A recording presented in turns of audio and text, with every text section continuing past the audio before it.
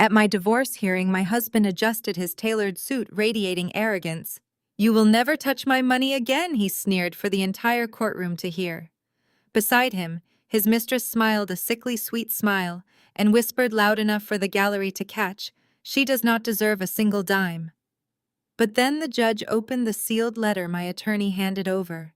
He skimmed the first page, paused, and burst out laughing.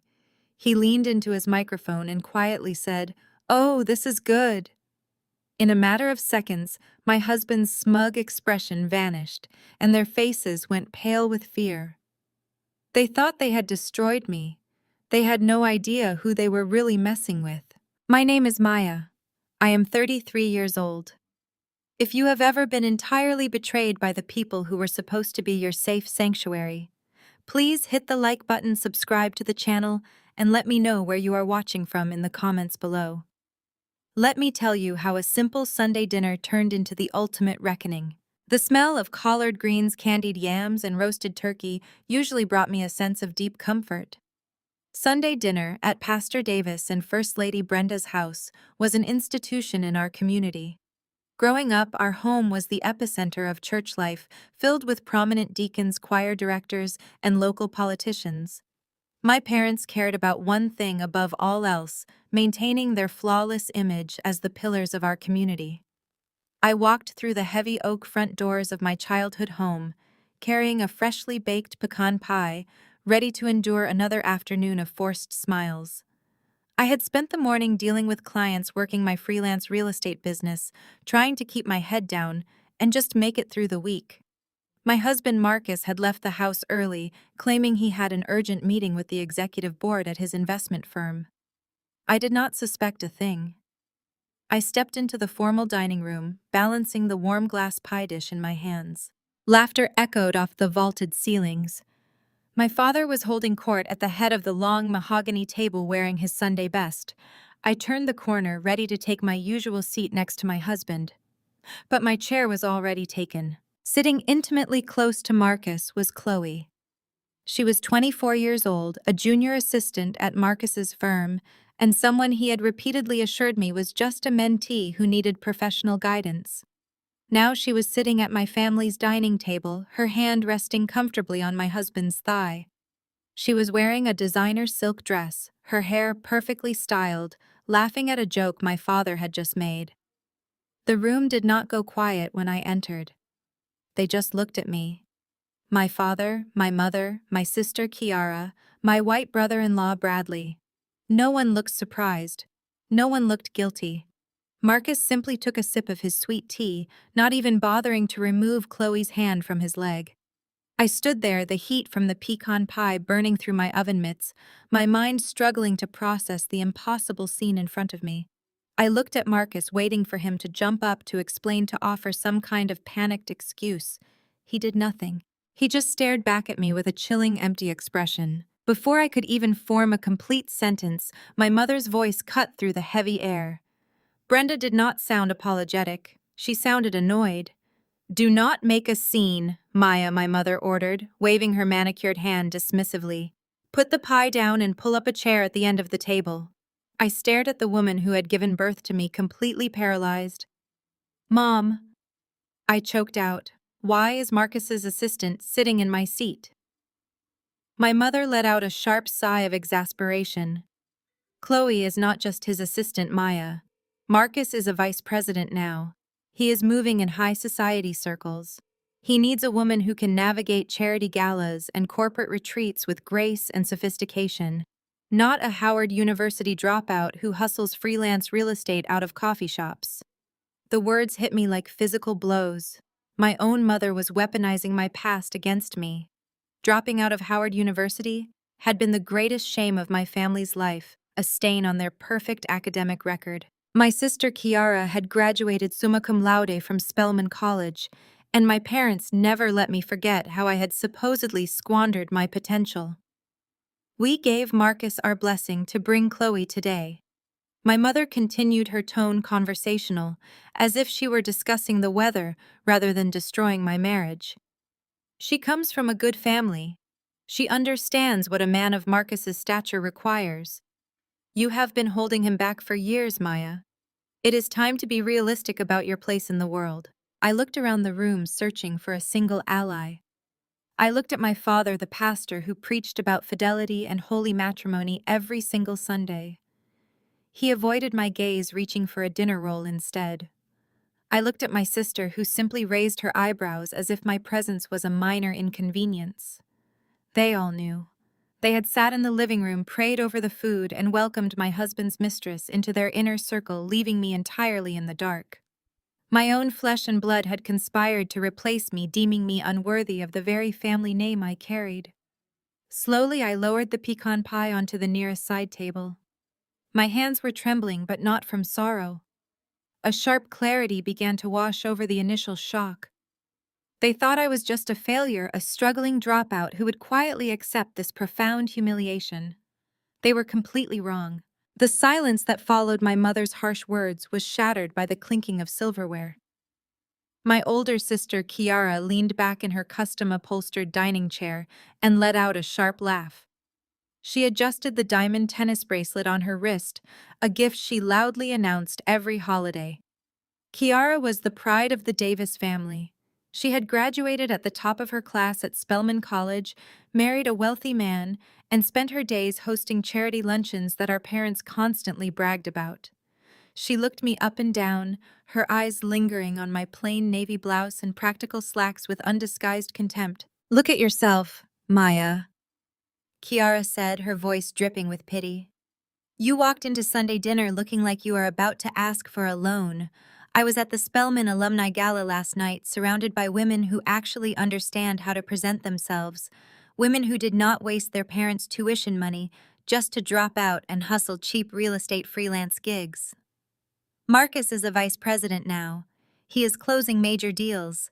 He cannot be seen at corporate functions with a woman who dresses like a struggling college student who is behind on rent. Chloe understands the assignment. You never did." Chloe offered a modest, artificial smile, ducking her head in mock humility while linking her arm through Marcus's arm. My father, Pastor Davis, nodded in absolute agreement with my sister. He did not reprimand Kiara for disrespecting my marriage. Instead, he took a slow sip of his water and looked at me as if I were a stranger who had wandered into his church asking for handouts. "Kiara is telling you the truth, Maya," my father stated in his booming pulpit voice. "We raised you to be a woman of substance. We sent you to Howard University to build a network, to find a husband of high caliber, and to represent the Davis family name. You threw it all away. You refused to finish your degree. You refused to join the right organizations. Marcus has been incredibly patient with your lack of ambition, but a man can only pull a heavy anchor for so long before he drowns." I stood frozen near the sideboard, my hands resting on the edge of the polished mahogany wood. They were actively rewriting the history of my marriage right in front of me. I had worked 3 jobs to support Marcus while he studied for his financial licensing exams. I had paid the rent on our first tiny apartment while he networked his way up the corporate ladder. Now that he had reached the top, my family was cheering as he kicked me off the ladder entirely. Before I could utter a single word in my defense, Bradley cleared his throat. Bradley was Kiara's husband. He was a white hedge fund manager who carried himself with the supreme confidence of a man who believed he was the ultimate savior of our entire Black family. He wiped his mouth with a linen napkin, folded it neatly, and rested his elbows on the table. He wore a condescending, tight-lipped smile that made my stomach churn. "Let us be practical here," Maya Bradley said, using the slow, measured tone he reserved for people he deemed intellectually inferior. "Emotion is not going to pay your bills once the dust settles. You have to face facts. Marcus is moving forward with his life. You are 33 years old with no degree and no stable corporate background, but you are still family, and I believe in charity." Bradley leaned back, lacing his fingers together over his tailored vest. "I am willing to offer you a position at my firm," he continued, sounding incredibly pleased with his own generosity. "It is an entry-level receptionist job. You will answer phones, manage the visitor log, and organize the break room. It pays minimum wage, but it comes with health benefits after 90 days. It is honest work. It will keep you off the streets when you are inevitably left with nothing." You can start on Monday." Kiara beamed at her husband, reaching over to pat his hand. "You are too generous, Bradley. She really does not deserve your help after causing all this drama." I stared at Bradley, suppressing the intense urge to laugh. He sat there playing the benevolent billionaire, flaunting his financial superiority and claiming to be the financial backbone of the Davis family. My parents constantly praised him for writing the check that fixed the church sanctuary roof last winter. They treated him like royalty. They had absolutely no idea that Bradley's supposedly elite hedge fund was currently bleeding millions of dollars due to catastrophic short positions. They did not know because the only person holding his fund's toxic debt was the anonymous founder of Vanguard Apex. And they certainly did not know that the anonymous founder was standing right in front of them wearing a plain navy blouse. "Do not look a gift horse in the mouth," Maya, my mother, scolded, misinterpreting my silence as shock. "Bradley is offering you a lifeline. You should be on your knees thanking him. You have no savings. You have no career. When Marcus officially cuts you off, you will have absolutely nothing. Take the receptionist job and start learning some humility." I did not break character. I did not scream or cry or throw things. I simply watched them. I watched Chloe lean her head against my husband's shoulder. I watched Kiara sip her expensive wine with a triumphant smirk. I watched my parents trade approving glances with Bradley. They had all gathered here today to orchestrate my absolute humiliation. They had coordinated their attacks, synchronized their insults, and laid out my supposed failure for everyone to enjoy. They wanted me broken. They wanted me to beg. The air in the dining room grew thick with suffocating tension. The silence stretched out heavy and expectant as they waited for my spirit to finally snap. But the dynamic suddenly shifted. Marcus, who had been sitting quietly while his mistress and my family tore me apart piece by piece, decided it was time to deliver the final blow himself. He slowly pushed his chair back. The wooden legs scraped loudly against the hardwood floor. He stood up, towering over the table. The entire room went dead silent. My mother stopped breathing. Bradley sat up straight. Kiara lowered her wine glass. Marcus smoothed the lapels of his pristine white suit jacket. His eyes locked onto mine, devoid of any warmth or history we had ever shared. Without breaking eye contact, he reached his right hand deep into the inner pocket of his tailored jacket. He pulled out a thick stack of folded legal documents and threw them onto the table. The heavy thud of the paper hitting the mahogany wood echoed through the dining room. The glossy white cover sheet bore the unmistakable seal of the state family court. Marcus did not blink as he slid the stack across the smooth surface directly toward my empty dinner plate. He leaned his weight onto his hands, looming over the table with a terrifying sense of superiority. "I filed them on Friday morning," Marcus announced, his voice steady and devoid of a single ounce of regret. "You have exactly 30 days to sign the uncontested agreement. I have already taken the liberty of organizing our financial separation, so you do not have to worry your pretty little head about the math." He paused, letting his cruel words sink in, while Kiara smiled behind her crystal goblet. I transferred the entirety of our joint savings, the investment portfolios, and the emergency funds into secure private accounts under my exclusive control. He listed his actions with the sterile efficiency of a corporate raider liquidating a bankrupt firm. "I left $300 in your personal checking account. That should be plenty to cover gas and maybe a cheap motel for a few nights until you accept Bradley's generous offer to answer phones at his front desk."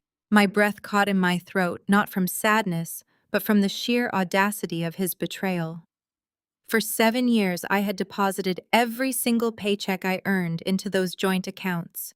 I had funded our entire lifestyle while he worked for peanuts during his early career.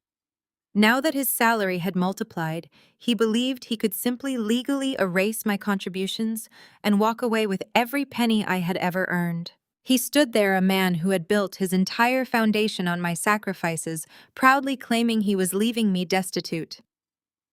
"You will not get a single dime of my wealth," Marcus stated, adjusting his silk tie. "My lawyers are the best in the state. They have assured me that since you brought no formal degrees or corporate assets into this marriage, you are entitled to absolutely nothing. Do not try to fight this in court, Maya. You do not have the resources to survive a legal battle against me. I will bury you in legal fees until you are begging for pennies on the street." The sheer brutality of his threat hung heavily in the room. I waited for my father to intervene. I waited for the man who had stood at the pulpit every Sunday for 30 years, preaching about justice, loyalty, and the sanctity of marriage, to reprimand his son-in-law for this blatant theft.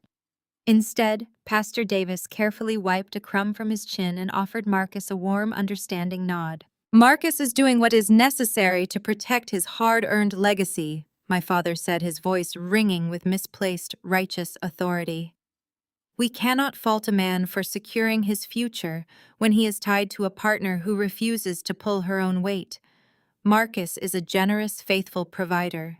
Just last week, he donated $50,000 to the church building fund. That is the behavior of a true man of God. A man of God who deserves peace in his own home, not the constant burden of a wife who refuses to elevate herself." My own father had sold his loyalty and his daughter for a $50,000 church donation. The realization was sharp and cold. He was providing spiritual cover for my husband's financial abuse, effectively blessing the theft of my life savings, because Marcus had purchased a platinum ticket to the VIP section of our family. My mother murmured an agreement, offering Marcus a sympathetic smile as if he were the victim of a terrible tragedy. "He has suffered enough," she whispered to my father, loud enough for the entire room to hear. Beside Marcus, Chloe let out a soft, triumphant giggle. She shifted in her seat, making a grand, exaggerated show of reaching down to the floor. She lifted a large, pristine orange box and placed it directly onto the dining table right next to the divorce papers. She slowly pulled back the tissue paper, revealing a brand-new custom-ordered Hermes Birkin bag. The rich leather gleamed under the dining room chandelier. It was a $30,000 accessory, purchased with the very money I had diligently saved for our future. Chloe traced her manicured fingers over the gold hardware of the bag, locking her eyes onto mine. Her smirk was venomous, radiating the ultimate arrogance of a woman who believed she had won the grand prize. "Marcus knows how to take care of his real woman," Chloe whispered, her voice laced with poison. "He treats me like an absolute queen because I actually know how to act like one. You should really learn to let go, Maya. Clinging to a man who outgrew you years ago is just pathetic. You are nothing but a broke, unwanted dropout.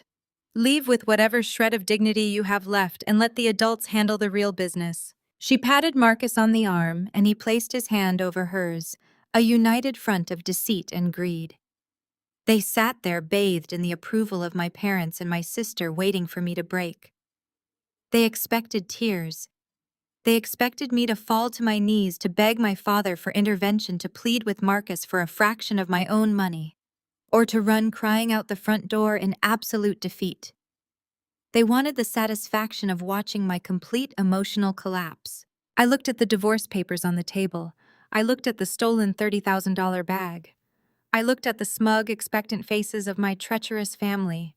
Instead of crying, I calmly reached out and picked up my glass of red wine.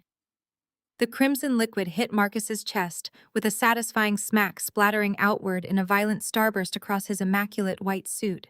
Droplets rained down instantly, soaking into the porous leather of Chloe's brand-new Hermes bag. For a single suspended second, the dining room was as silent as a tomb. Then pure chaos erupted. Marcus leaped back, his chair crashing to the floor, frantically batting at his ruined jacket. "Are you out of your mind?" he roared, his composed facade instantly dissolving into red-faced fury. "This is custom Italian wool, you crazy!" Beside him, Chloe let out an ear-piercing shriek, grabbing the stained orange leather as if it were an injured child. "My bag, my Birkin! You ruined it! Do you know how much this cost you, broke loser?" "Maya," my father's voice thundered over the commotion, carrying the full weight of a Sunday morning sermon. He slammed both hands flat against the mahogany table. "How dare you! In my house, you will show respect to your husband and his guest, or you will pack your things and get out." My mother was already fluttering around Marcus with a cloth napkin, completely ignoring me, apologizing profusely for my unhinged behavior. Kiara grabbed her wine glass and stepped back, looking at me as if I were a rabid dog that had slipped off its leash. Bradley just shook his head, muttering something about how people with no money always resort to vandalism. I stood there, the empty wine glass dangling loosely from my fingers. I didn't yell back. I didn't offer a single apology. I felt a profound, icy calm settle over my entire body. I watched them scramble 5 people who had just gleefully participated in my emotional execution, now completely losing their minds over a stained suit and a ruined purse. I set the empty glass down on the table with a soft clink. The sound seemed to cut through their shouting. They all stopped and turned to look at me, expecting an apology, expecting me to break down, expecting the pathetic, defeated Maya they thought they knew. "I won't be taking the receptionist job, Bradley," I said, my voice barely above a whisper, yet it commanded the entire room. I turned my attention to Marcus, who was still desperately dabbing at his ruined lapel. "And Marcus, you can keep the joint savings. Consider it a parting gift." I finally looked at Chloe.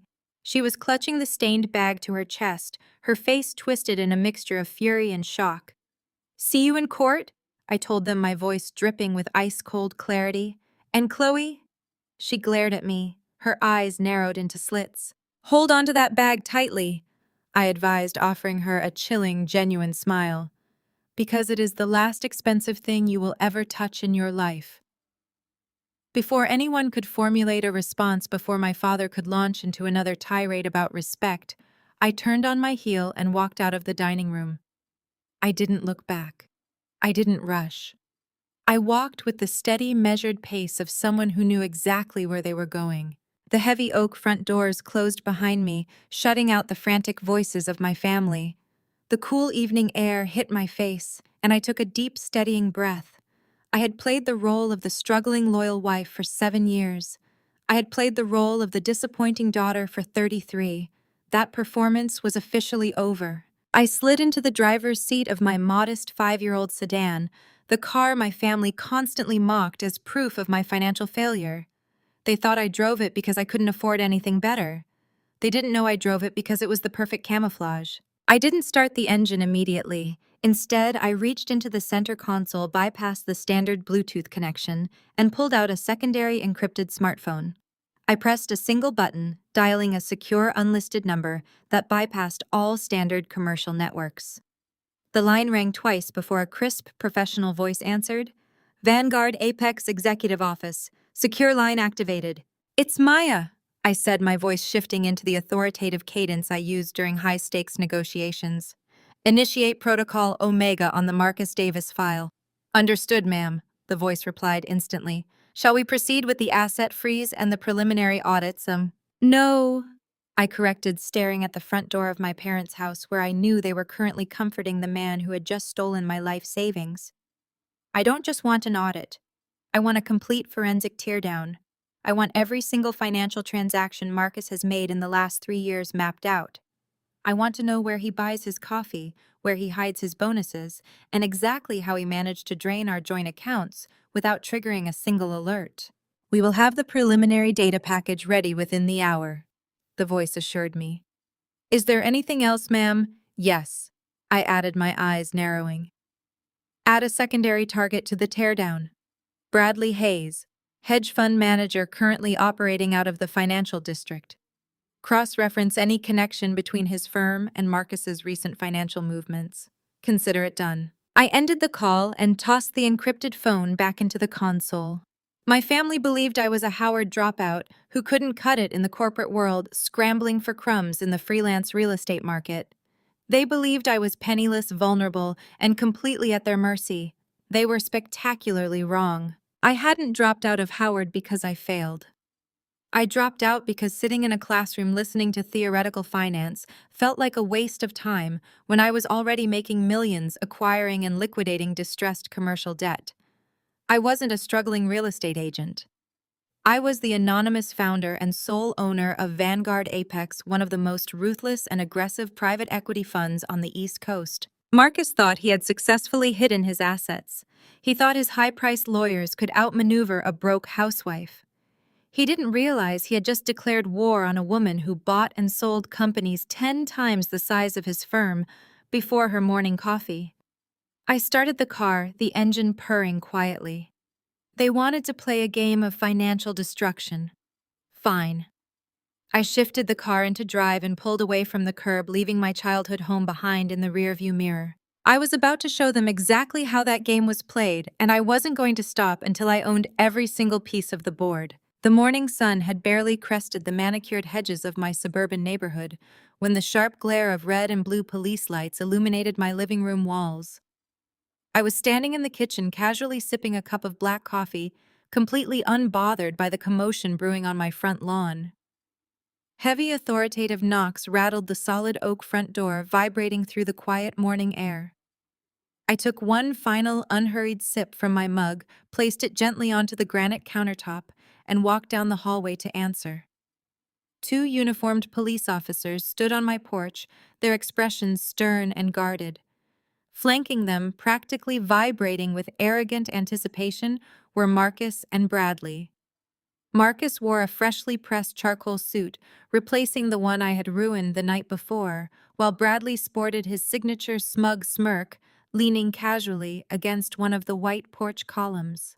"Ma'am, we are here to enforce a legal eviction notice," the taller officer stated, resting his hand on his duty belt. "We need you to vacate these premises immediately." Marcus stepped out from behind the officer, thrusting a thick manila folder toward my chest. His eyes danced with malicious glee. "You have exactly 30 minutes to gather whatever fits into one bag," he ordered, his voice echoing across the quiet street for the neighbors to hear. "I told you last night that I was not playing games, Maya. This house is no longer yours. You have no legal right to stand on this porch." I did not reach for the folder. I simply crossed my arms and looked at my soon-to-be ex-husband. "We bought this house together, Marcus. My name is on the original deed, and I paid the entire down payment while you were still fetching coffee as a junior analyst." "That is where you are completely wrong," Bradley interjected eagerly, stepping forward to steal the spotlight. He could not resist the opportunity to gloat, treating my destruction like a winning stock trade he wanted to brag about. Bradley adjusted his expensive watch and offered me a patronizing smile. "You see, Maya, the problem with being financially illiterate is that you miss the fine print." 6 months ago, Marcus came to me for some quiet wealth management advice. We discovered a brilliant little legal loophole regarding marital assets and religious exemptions. Bradley paced the width of the porch, treating it like a boardroom stage. I helped Marcus restructure his portfolio. We quietly transferred the deed of this beautiful home directly into a newly formed corporate entity.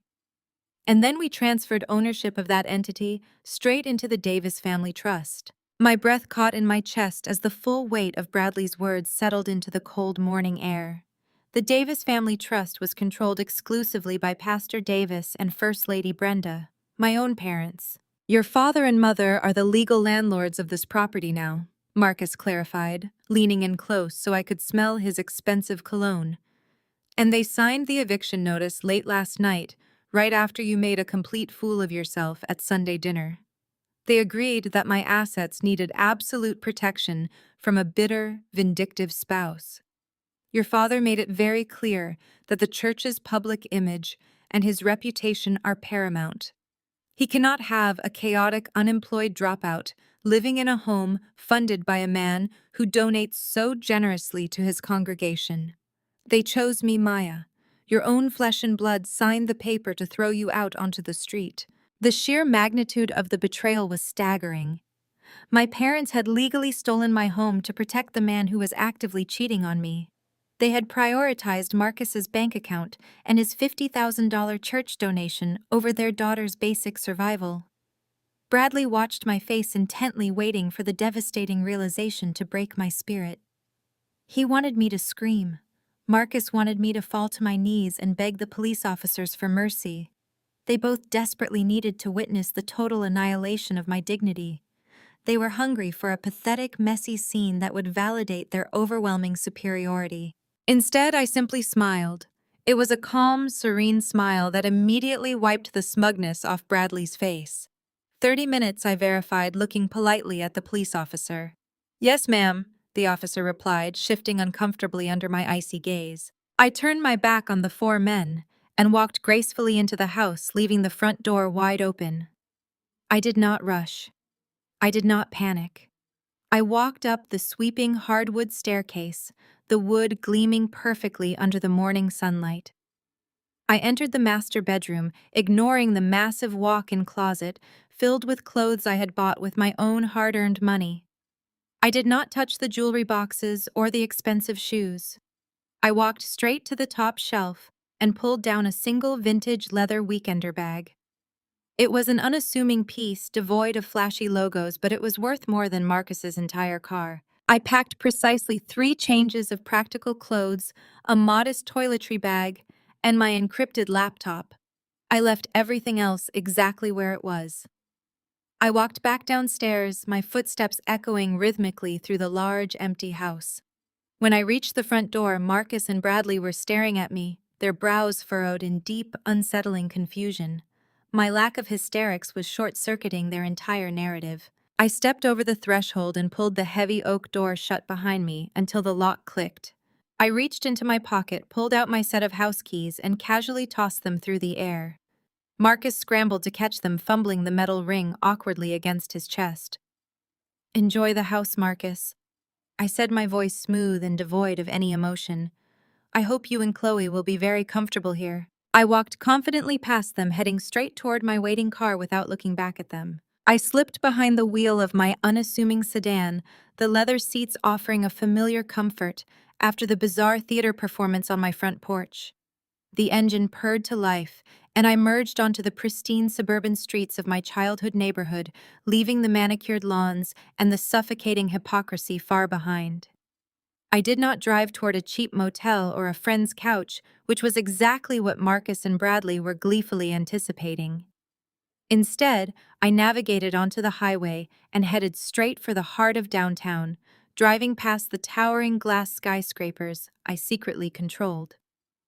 30 minutes later, I pulled into the private, secured underground parking garage of the Obsidian Tower, the city's most exclusive residential high-rise. A uniformed concierge greeted me by name, escorting me to the private elevator that required a biometric scan to operate. The steel doors slid open, revealing my sprawling, ultra-modern penthouse. This property was merely a fraction of my real estate portfolio, representing barely 10% of my actual net worth, but it was my absolute favorite sanctuary.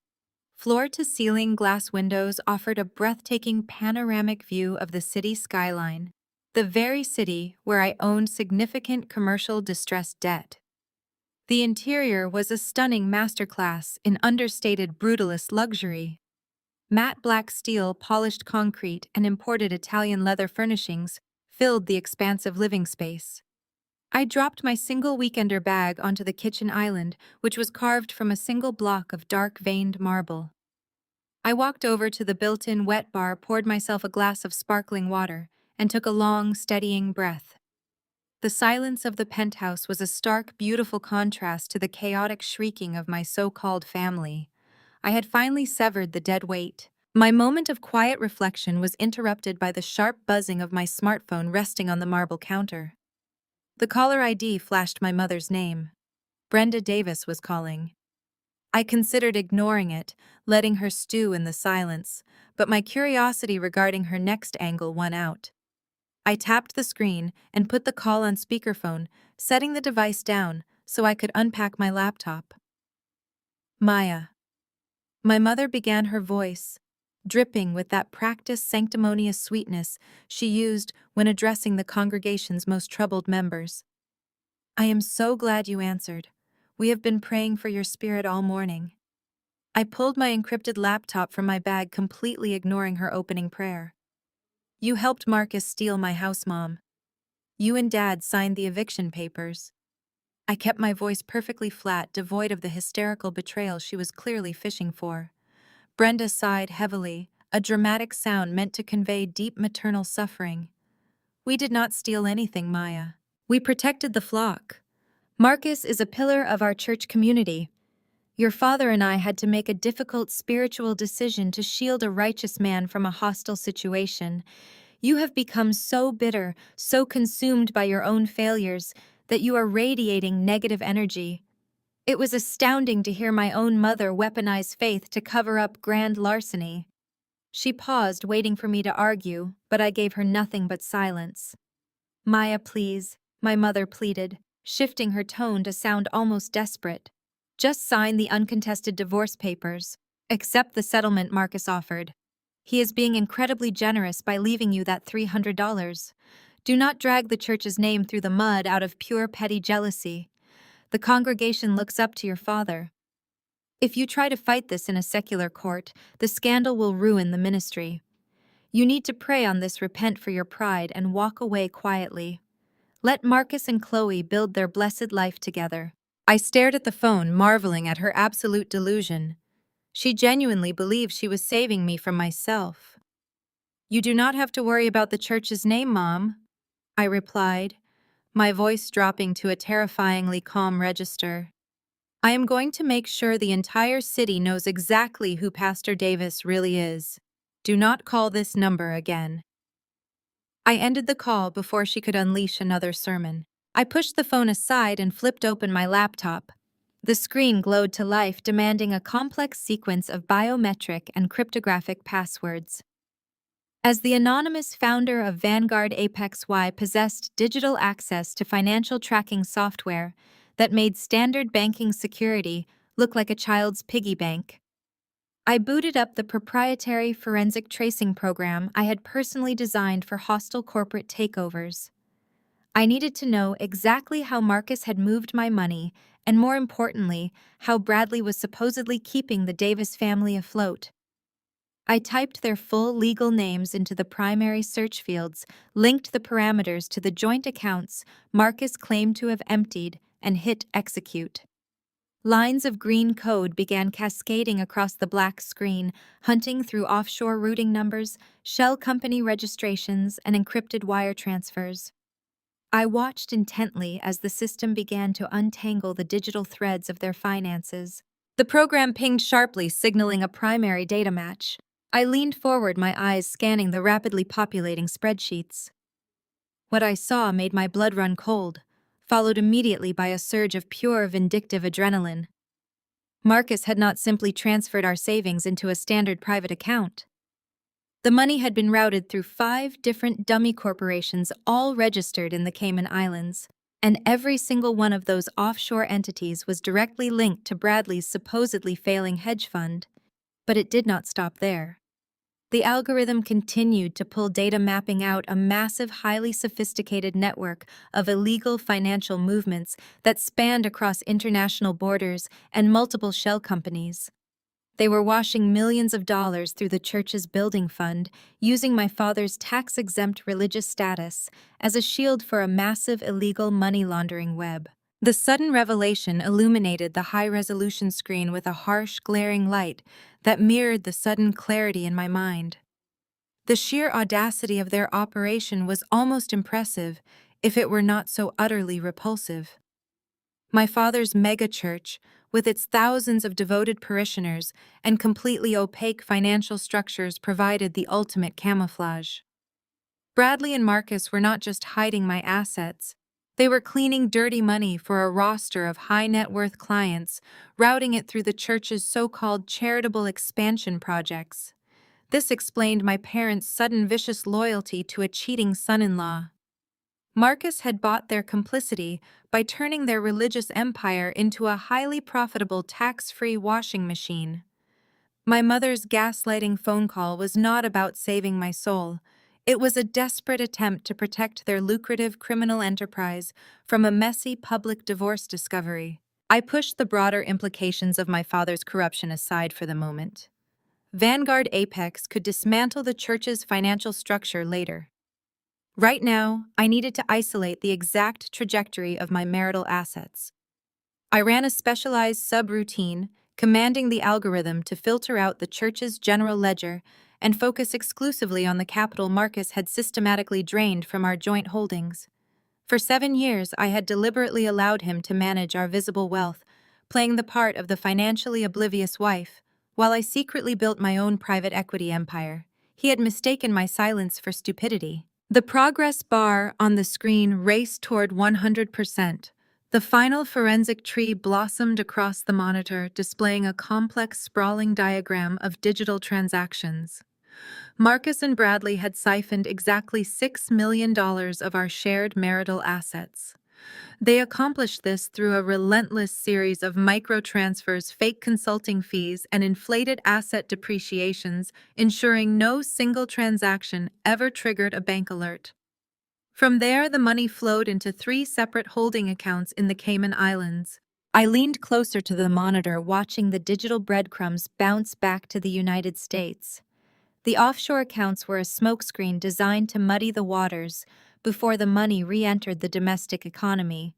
The $6 million was consolidated and wired directly into a newly registered Delaware corporation.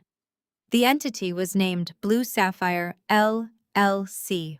My fingers flew across the keyboard, bypassing standard public record registries and accessing a restricted federal database.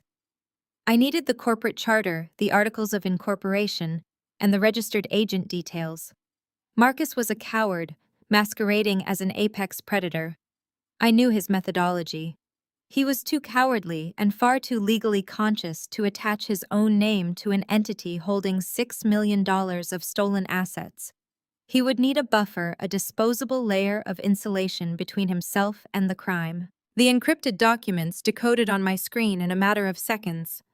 I pulled up the primary ownership declaration for Blue Sapphire LLC. I expected to see a random registered agent or perhaps a low-level associate from Bradley's firm. Instead, a sharp bark of laughter escaped my lips, echoing off the cold concrete walls of the penthouse. Marcus had not used a professional fall guy. He had used his mistress. Chloe's full legal name was listed as the sole managing member and 100% owner of Blue Sapphire LLC. The sheer blinding arrogance of it was staggering. Marcus had convinced this young, naive woman to put her signature on a corporate entity holding millions in stolen, laundered money.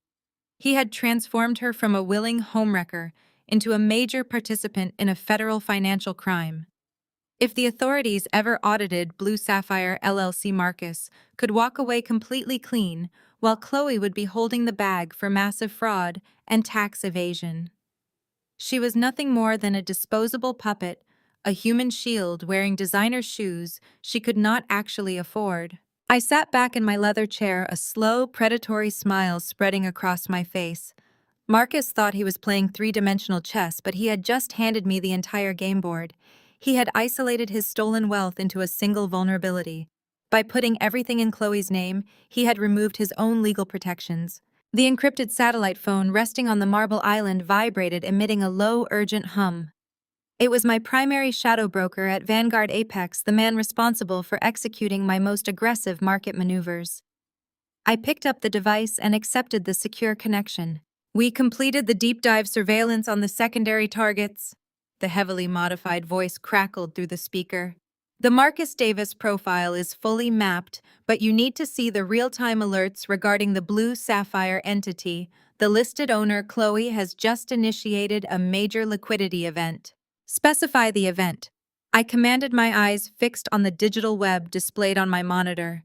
I needed every single detail regarding her foolish financial maneuvers before making my next strategic move. "She is currently finalizing a highly leveraged, extremely questionable mortgage application through a shadow lender," the broker reported. "She is attempting to purchase a $3 million mansion in the Palisades. The initial deposit is being drawn directly from the Blue Sapphire accounts. She is bleeding the shell company dry to flaunt her new supposed wealth. The real estate agents are pushing the paperwork through this afternoon, completely bypassing the standard financial verification processes because the loan terms are predatory. She truly thinks she has hit the ultimate jackpot," I murmured quietly to myself, tapping my perfectly manicured nails against the cold marble countertop. "She desperately wants to play house with my money." "Do we freeze the assets immediately, ma'am?" the broker asked, waiting patiently for my final authorization. "We can completely lock down all the Blue Sapphire accounts within exactly 60 seconds. "No," I replied, my voice dropping to a lethal whisper. Let the transaction clear entirely. Let Chloe sign the final mortgage documents and take the keys. I want her fully committed to her own absolute destruction. Pivot the origin of that funding immediately. I instructed, my eyes tracking the blinking cursors on my dual monitors. Route the capital through Apex Financial Solutions, our most aggressive shadow lending subsidiary. I want our corporate name completely scrubbed from the front-facing paperwork. Understood. The broker replied, the sound of rapid keystrokes echoing over the secure line. What are the specific parameters for the contract? We are offering her a highly leveraged bridge loan. I stated, my voice steady and entirely devoid of mercy. Wire the $3 million directly into her escrow account by the close of business today. It needs to look like a sudden miraculous windfall to her.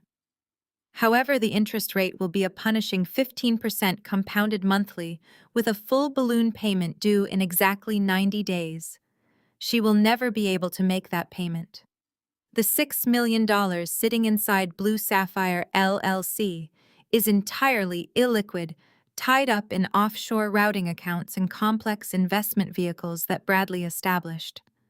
If they attempt to liquidate those specific assets to pay off a domestic mortgage, they will instantly trigger a massive federal audit. They are trapped in a liquidity crisis of their own arrogant making. She will balk at the 15%, the broker noted cautiously. That is exceptionally predatory even for a shadow lender. She will not even read the first page, I countered, tracing the rim of my water glass. Chloe is desperate.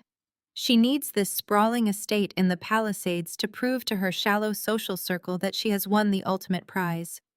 She wants the grand marble entryway, the infinity pool, and the prestigious zip code to cement her status as Marcus's victorious new partner. Traditional banks have already rejected her applications because her personal credit history is virtually non-existent, and she cannot provide income verification without exposing Bradley's entire money laundering operation. She is cornered by her own rampant materialism. Her real estate agent is motivated by a massive six-figure commission and will easily convince her that this is just a temporary bridge loan until Marcus can free up some capital. The interest rate is merely a distraction. The real trap is the collateral. Drafting the collateral clause, now the broker confirmed. Standard real estate asset forfeiture upon default. Absolutely not, I said, a sharp, dangerous edge entering my tone. If she defaults, I do not want the Palisades mansion. The property itself is completely irrelevant to me.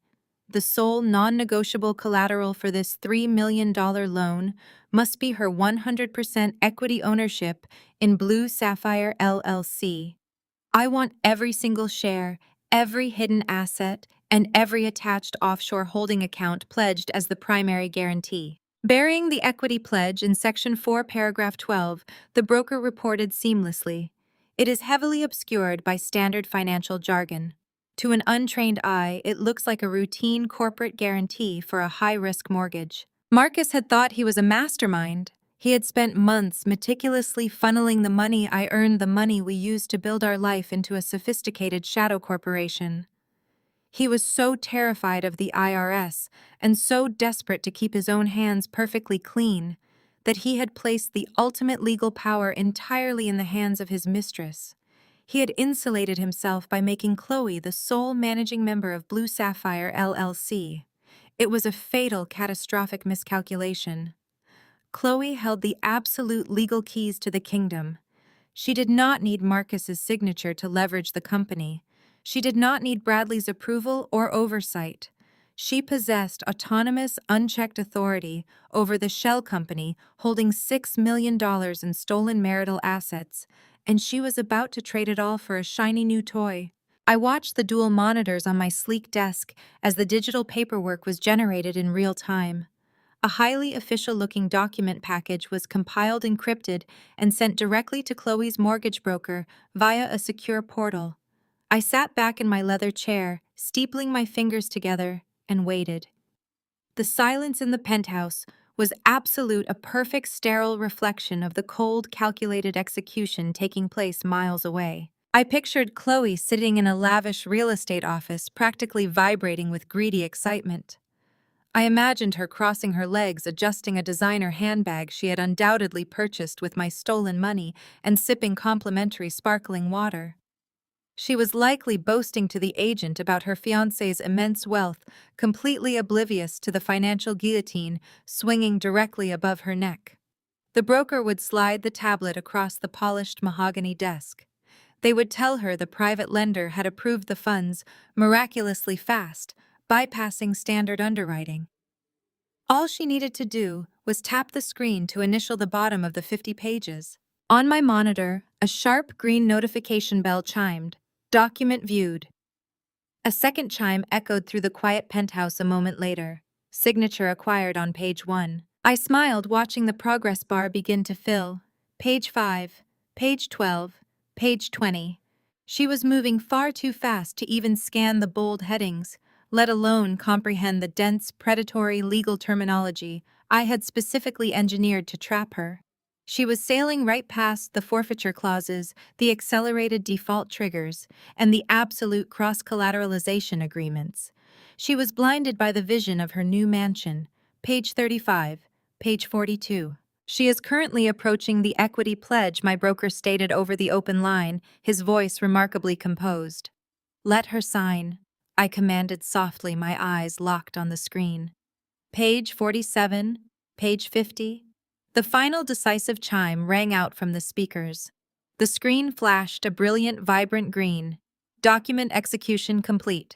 The funds are currently being released into the escrow account, the broker reported, confirming the final stage. The transaction is finalized. The loan is officially active. I exhaled a long, deeply satisfying breath. Chloe had secured her dream house. She had the keys to the Palisades mansion, and she would undoubtedly spend the rest of the evening celebrating her perceived victory with Marcus. She truly believed she had outsmarted everyone, securing a luxury estate to match her stolen lifestyle. She had absolutely no idea that by blindly signing that digital contract, she had just handed the total legal rights, the absolute equity, and the complete control of Blue Sapphire LLC straight to Vanguard Apex. With a few hasty taps on a glowing screen, she had legally transferred Marcus's hidden $6 million fortune directly into my hands. Exactly 14 days after setting that digital snare, the abstract web of offshore accounts materialized into the physical reality of a mandatory pretrial mediation. We convened on the 42nd floor of a glass-encased skyscraper in the financial district. The conference room at Sterling & Vance was designed to intimidate, dominated by a massive mahogany table. Cold, pale gray light filtered through the tinted windows, casting long, sharp shadows. I sat completely alone on one side. I deliberately chose to appear without legal counsel today, representing myself entirely pro se, carrying only a single slender black leather portfolio. It was a calculated maneuver designed to feed their arrogance. It was working perfectly. Across the mahogany sat the opposition. Marcus had clearly spent hours attempting to curate the perfect image of a financially ruined man. He had traded his usual bespoke Italian wool for a cheap, off-the-rack polyester blend suit that looked purchased from a discount bin. The cheap fabric bunched awkwardly at his shoulders, and the jacket sleeves hung a full inch too long.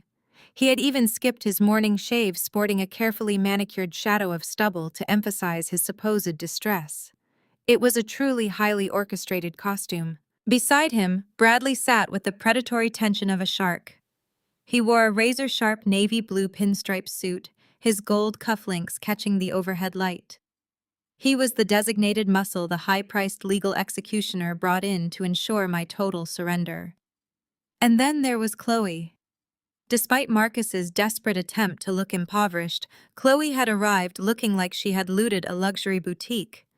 She was dripping in fresh new wealth, shamelessly flaunting a massive blinding diamond tennis necklace and a pristine white Hermes bag. The court-appointed mediator, an older, weary-looking man named Mr. Harrison, cleared his throat. We are here today to discuss the equitable distribution of marital assets and attempt to reach an uncontested settlement before this matter is forced into a formal courtroom trial. he stated dryly. Mr. Davis, proceed. Marcus leaned forward, resting his elbows on the table, and buried his face in his hands for a theatrical moment. When he finally looked up, his eyes were widened in a practiced display of profound sorrow.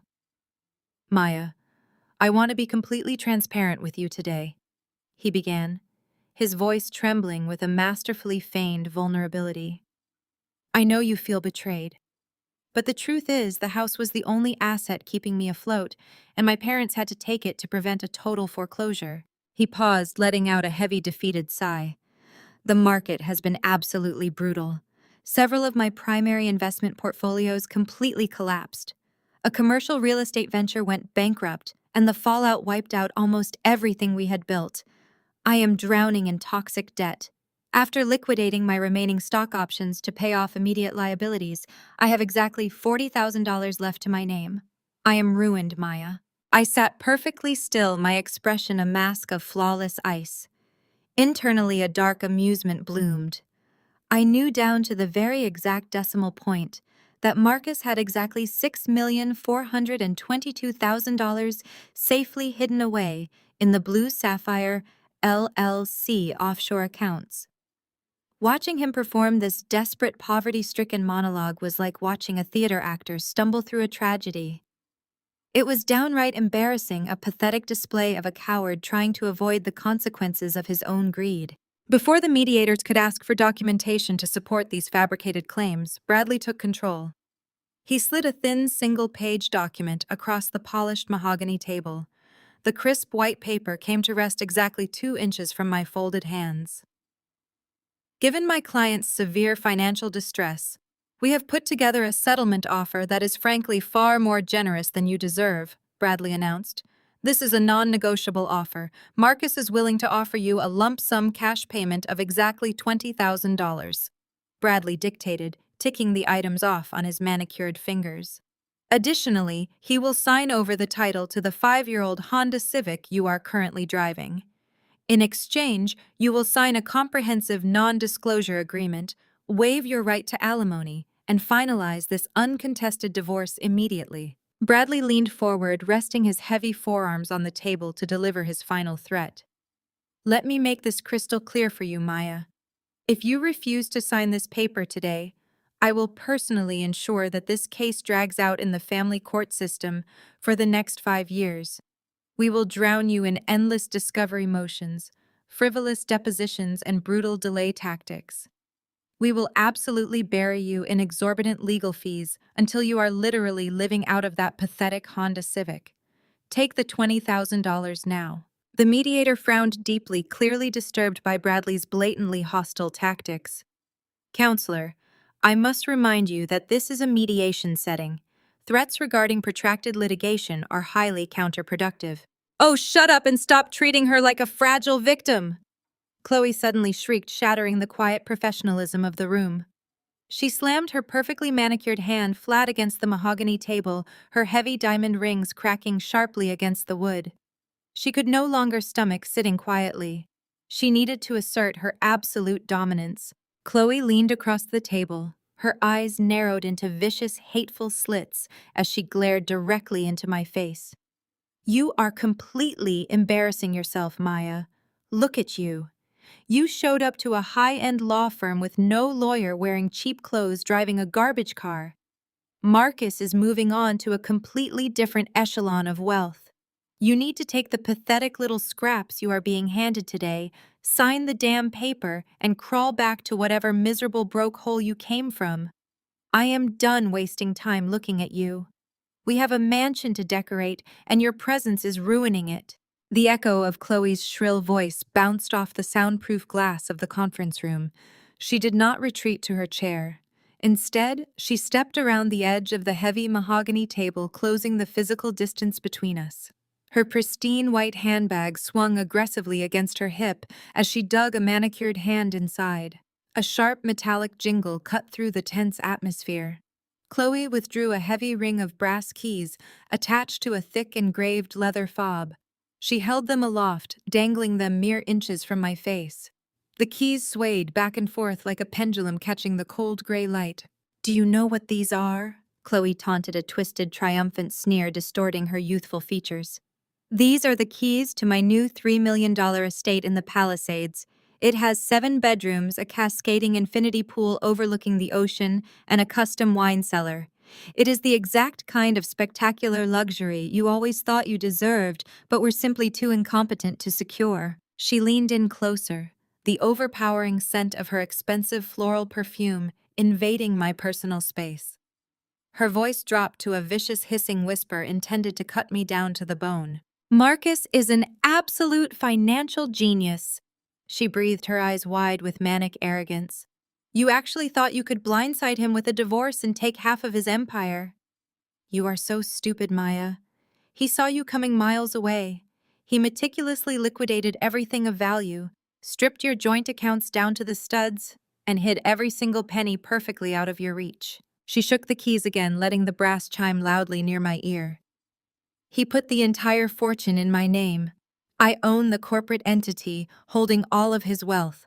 I hold absolute power over the millions he built while you were playing house. I am the sole owner of Blue Sapphire LLC. The IRS cannot touch it. The family court cannot divide it, and you will never see a single dime of it. Chloe stood up straight, crossing her arms over her chest, looking down at me with pure, unadulterated contempt. Take the $20,000 and that pathetic used car. It is truly the best offer you will ever get. Because if you do not, you will leave this room with absolutely nothing, and you will forever remain exactly what you are right now, a broke, unwanted, uneducated dropout. I remained perfectly still in my chair. My posture was impeccably straight, my hands resting lightly atop my black leather portfolio. My face was a completely unreadable mask, devoid of any visible emotion. I did not flinch when the keys jingled near my face. I did not gasp at the revelation of her corporate ownership. I did not raise my voice, attempt to defend my education, or yell back at her insulting barrage. I simply sat there and absorbed her words, letting them hang in the freezing air of the conference room. To my immediate left, Mr. Harrison, the court-appointed mediator, sat completely frozen. His pen hovered above his yellow legal pad, his mouth slightly parted in utter shock.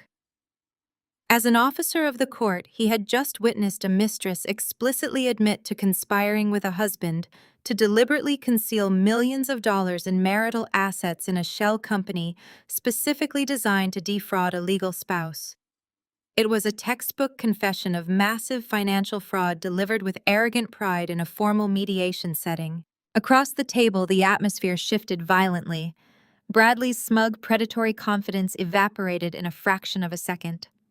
The high-priced lawyer's face drained of all color, transforming into a sickly, ashen gray.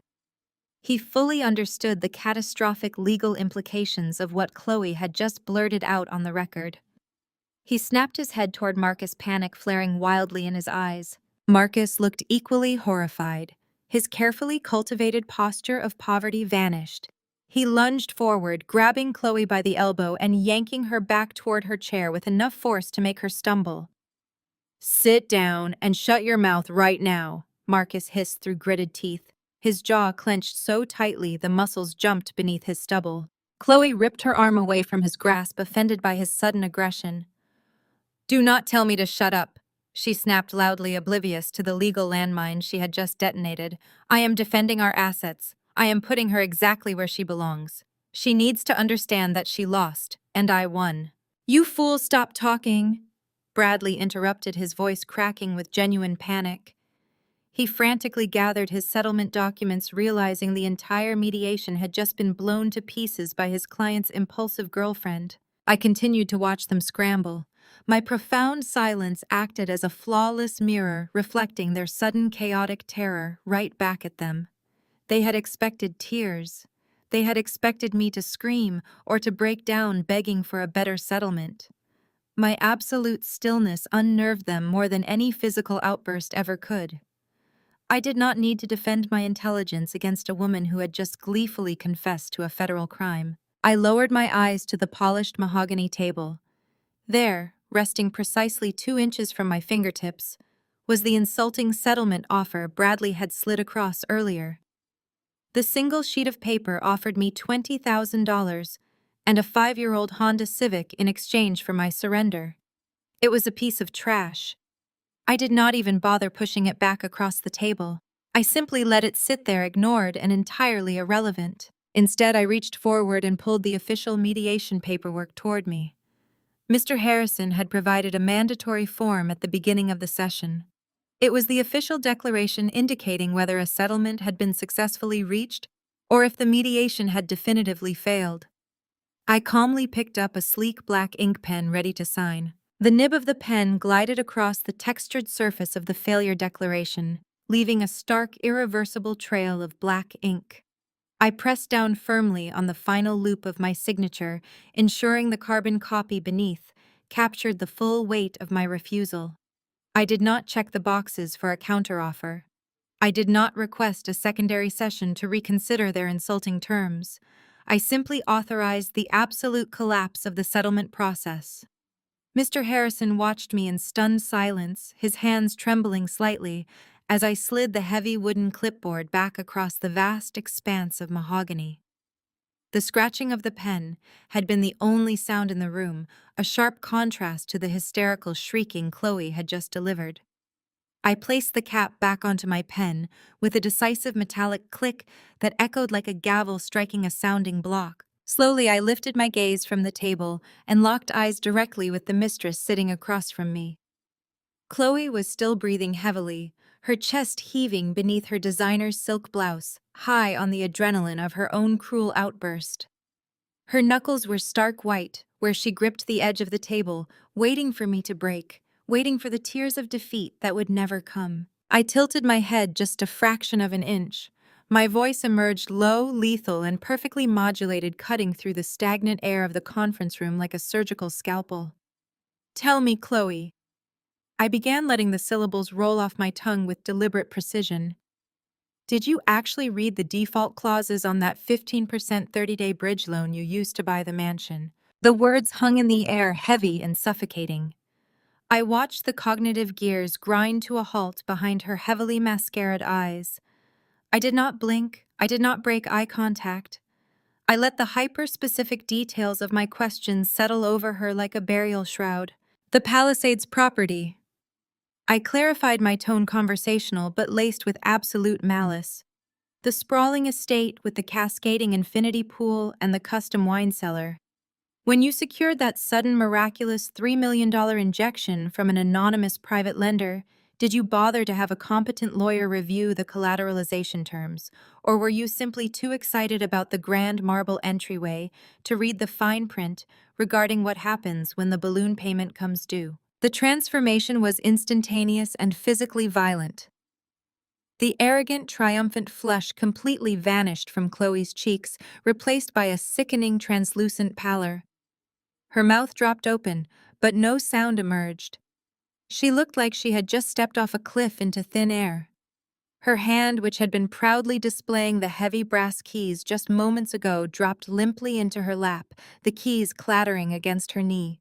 She snapped her head toward Marcus, her eyes wide with a frantic, animalistic terror, desperately seeking reassurance that I was bluffing. Marcus was absolutely no help to her. His feigned posture of a ruined, impoverished man had completely dissolved.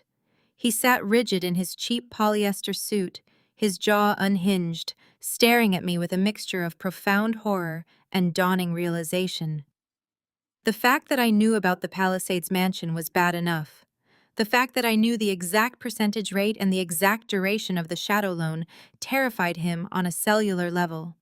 He looked from me to Chloe, his breathing shallow and rapid, unable to formulate a single coherent sentence to comfort the woman he had used as a human shield. Bradley, sensing the absolute loss of control, aggressively intervened.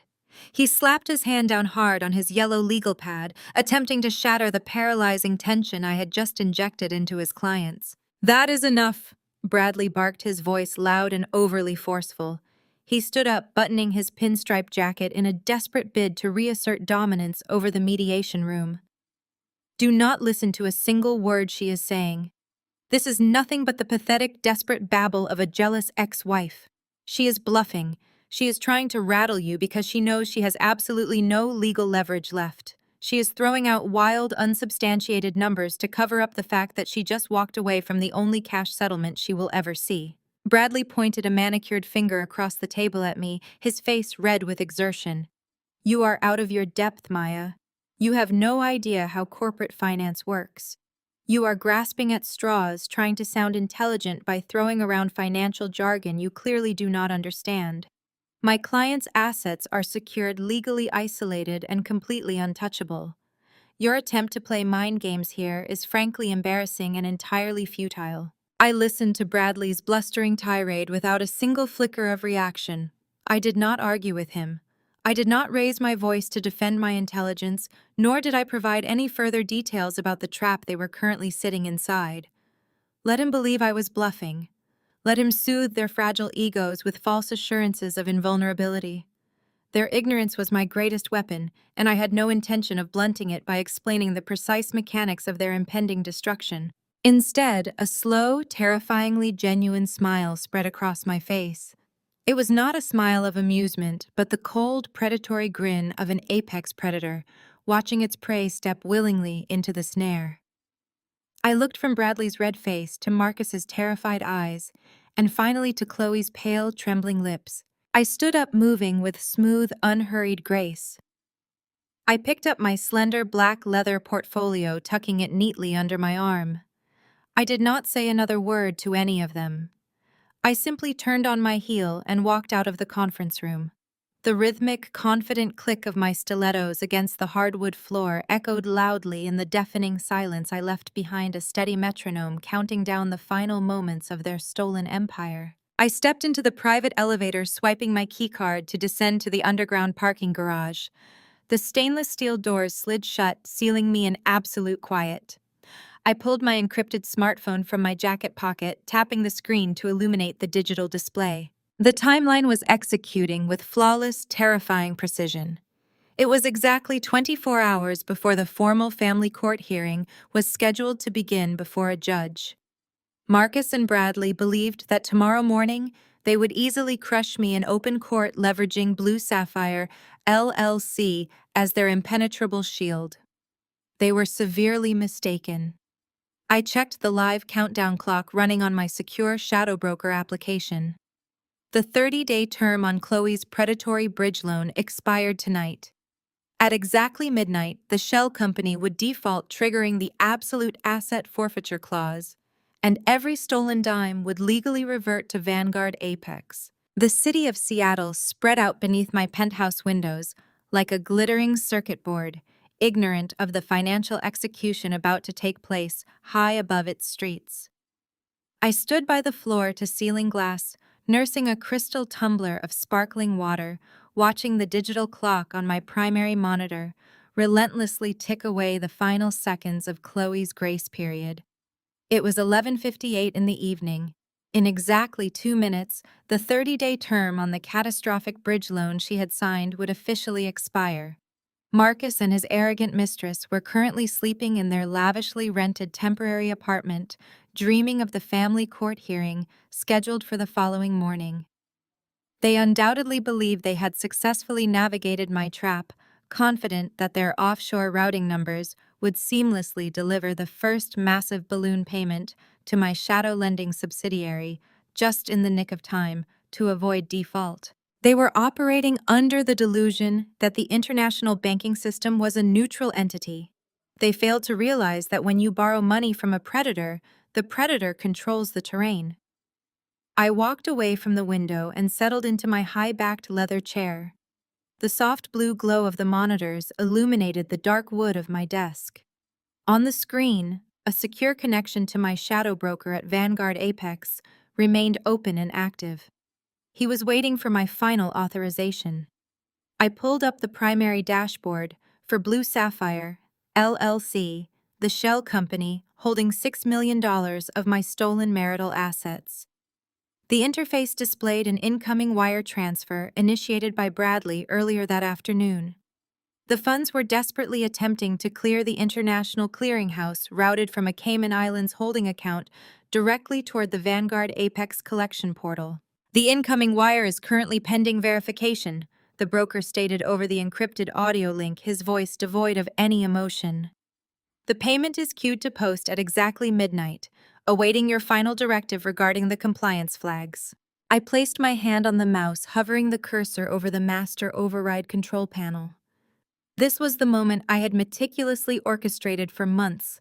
Every insult, every gaslighting phone call from my mother, every smug look from Marcus, and every arrogant shriek from Chloe had led directly to this single keystroke. Execute the checkmate protocol, I commanded softly into the microphone. My broker did not hesitate. Protocol engaged, initiating compliance block now. I watched the screen intently. The incoming transaction from the Cayman Islands suddenly flashed bright yellow, then shifted to a harsh flashing crimson.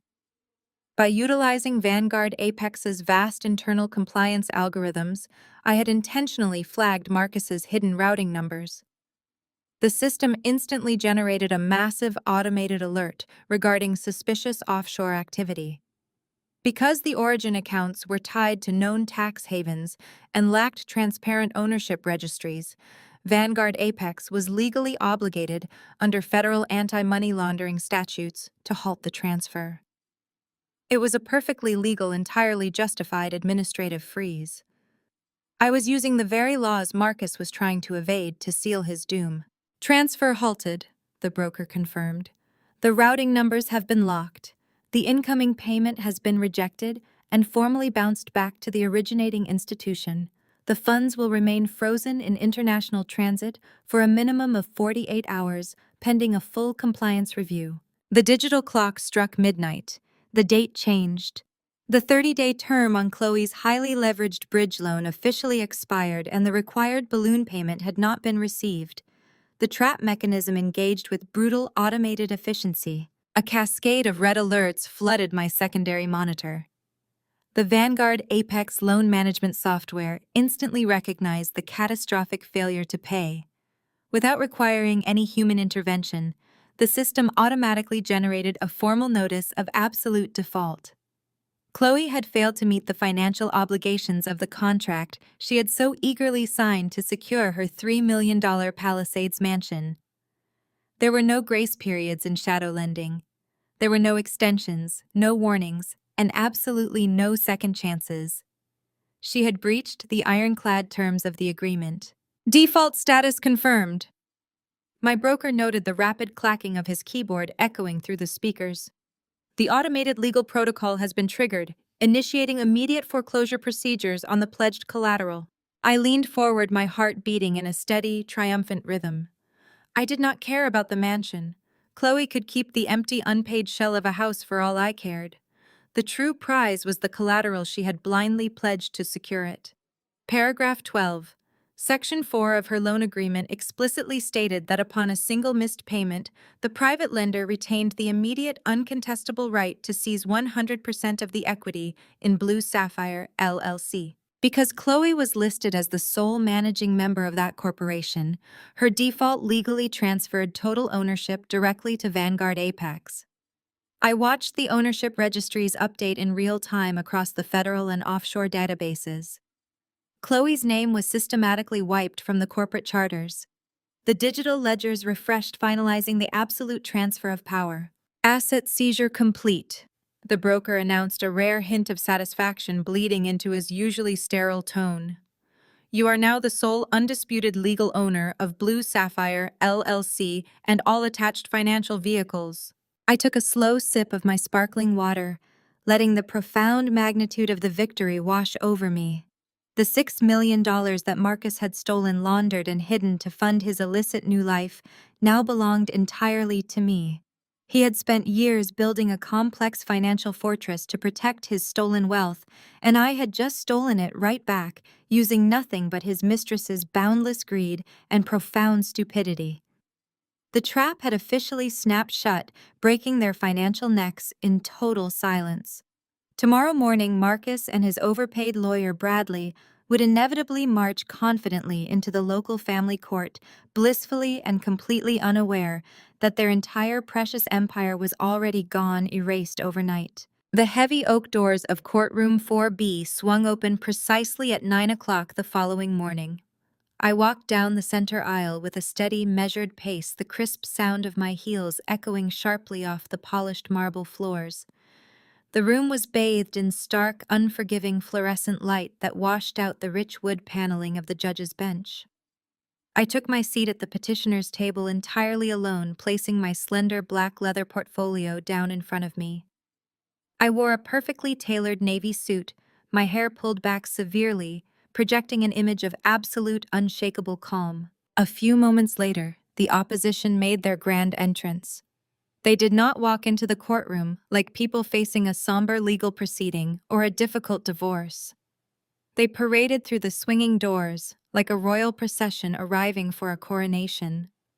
Marcus strode at the front, flanked by his high-priced legal executioner Bradley.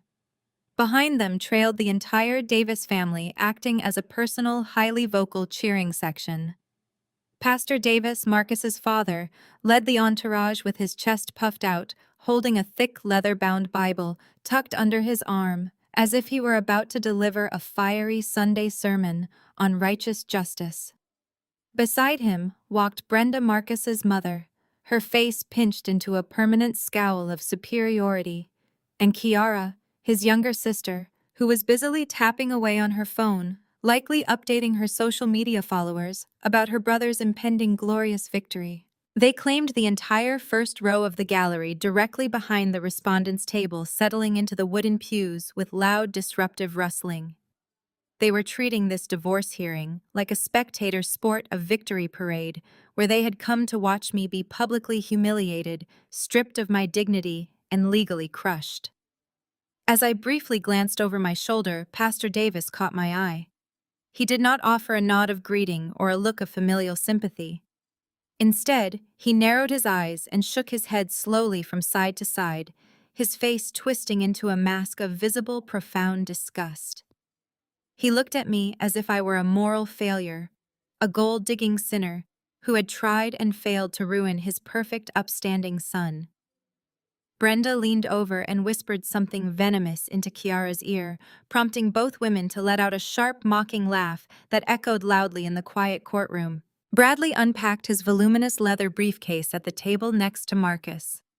The lawyer looked incredibly smug, shooting me a patronizing, pitying smile. He clearly believed that my abrupt exit from the mediation room yesterday afternoon was a sign of total, crushing defeat. Neither he nor Marcus had any idea that the financial ground beneath their feet had completely vanished at midnight. They were sitting on top of a massive empty crater, completely oblivious to their own ruin. The bailiff announced the arrival of Judge Abernathy, a stern-looking woman with sharp features, graying hair, and absolutely no tolerance for courtroom theatrics. We all stood as she took her seat at the bench, her gavel resting heavily beside a tall stack of manila case files. "We are here for the final asset distribution hearing in the matter of Davis versus Davis," Judge Abernathy stated, her voice crisp and authoritative, cutting through the residual whispering in the gallery. "I understand that formal mediation failed yesterday afternoon. Counsel, you may proceed with your opening statements regarding the marital estate." Bradley practically leaped out of his chair, buttoning his pristine pinstripe suit jacket with a dramatic, practiced flourish. He stepped out from behind the heavy wooden table, moving to command the center of the floor, eager to put on a show for the family sitting behind him. "Your Honor, what we have before the court today is a classic, deeply tragic case of a husband who gave absolutely everything, and a wife who simply took until there was nothing left." Bradley began, his voice dripping with theatrical sorrow and manufactured outrage. "My client, Marcus Davis, is a hard-working, dedicated, and fiercely loyal man. He built a beautiful life for his wife, providing her with every conceivable luxury, every comfort, and every opportunity to succeed. And exactly how did she repay his tireless devotion?" Bradley turned slowly on his heel and pointed an accusing manicured finger directly at my face. "With unhinged greed and profound emotional instability. Maya Davis contributed absolutely nothing of financial or practical value to this marriage. While my client worked grueling 80-hour weeks to keep a roof over their heads and food on their table, she squandered his hard-earned money. She treated his income as her personal, unlimited slush fund. She is a woman obsessed with status, constantly demanding, more completely oblivious to the crushing financial weight she was recklessly placing on her husband's shoulders. In the gallery behind him, Pastor Davis let out a loud, resonant sigh of agreement, nodding his head vigorously as if listening to gospel truth. Brenda dabbed at her perfectly dry eyes with a lace tissue, playing the role of the heartbroken mother to absolute perfection. And now, Your Honor, when the economic market has violently turned against my client, when his commercial investments have collapsed and his primary portfolios have been entirely wiped out by toxic debt, she ruthlessly refuses to stand by his side. Bradley continued pacing aggressively in front of the judge's bench. Instead of supporting the man who gave her everything, she filed for divorce, demanding a massive unwarranted payout from a well that has already run completely dry. She sits before you today unrepresented by legal counsel simply because no respectable lawyer would ever take such a frivolous, greedy case. We have offered her a highly generous settlement of $20,000 out of the absolute last scraps of my client's depleted savings, yet she obstinately refuses, demanding millions that simply do not exist. I sat perfectly still, my hands folded neatly on the table, my expression a flawless mask of icy indifference. Bradley's character assassination was a masterpiece of legal fiction, a perfectly woven tapestry of lies deliberately designed to make Marcus look like a self-sacrificing martyr and me like a parasitic monster. It was enraging, insulting, and entirely irrelevant. Inside my black portfolio rested the digitally time-stamped verification codes from Vanguard Apex. I possessed the irrevocable, legally binding proof that I was now the sole legal owner of Blue Sapphire LLC and the $6 million Marcus had hidden inside it. Let Bradley talk. Let him dig the hole deeper.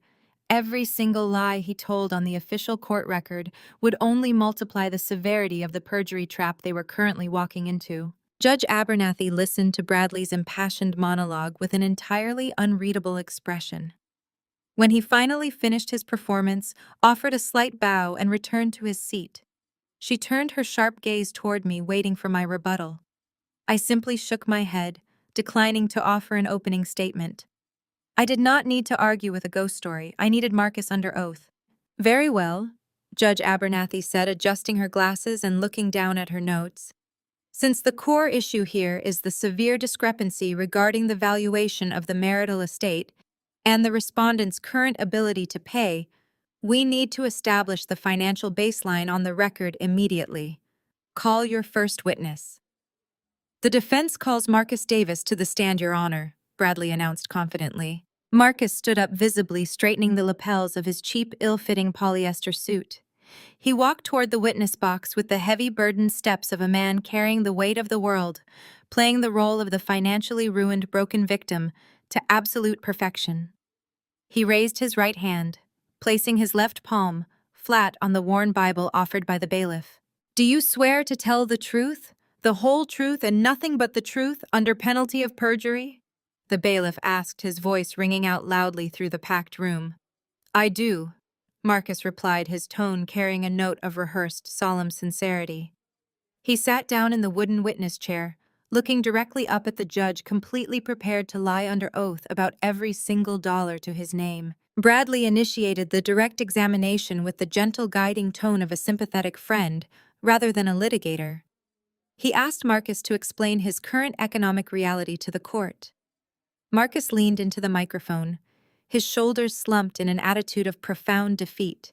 He spoke in a hushed, trembling voice, masterfully projecting the image of a man broken by circumstances completely beyond his control.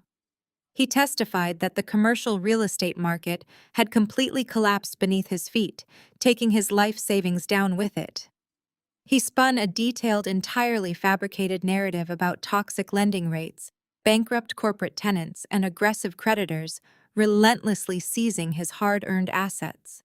I tried absolutely everything to save our livelihood, Your Honor, Marcus stated, his voice cracking with highly rehearsed emotion. I worked myself into the ground. I liquidated my personal retirement accounts just to keep the lights on and pay our immediate crushing debts. But the market losses were simply too severe. The economy destroyed my industry. My investment portfolios were wiped out. I am currently drowning in over $400,000 of unsecured toxic debt. I have absolutely nothing left. He paused, reaching into his pocket to retrieve a plain white handkerchief. He dabbed at the corners of his eyes, squeezing out a few highly convincing tears. It was a spectacular, Oscar-worthy performance. He looked up at Judge Abernathy, his expression twisting into a mask of desperate pleading. "I am virtually bankrupt, Your Honor." Marcus testified under oath, his voice echoing in the quiet room. "I want to be fair to Maya, but I simply cannot give her money that does not exist. She refuses to accept reality. She contributed nothing to our finances while I tirelessly provided for her, and now she continues to make these unreasonable, exorbitant demands. I am begging the court to protect me from her greed. I cannot survive if she strips me of the meager $20,000 I have managed to scrape together to start over." Behind him in the gallery, the performance was having its intended effect on his personal audience. Pastor Davis was nodding solemnly, clutching his leather-bound Bible, as if praying for his son's deliverance from my wicked, grasping hands. But it was Chloe who drew my absolute attention. She sat directly behind Marcus, practically vibrating with smug satisfaction. A wicked, arrogant smirk played across her glossed lips. She casually crossed her legs, smoothing the fabric of her expensive designer skirt, entirely secure in the knowledge that she held the keys to the kingdom.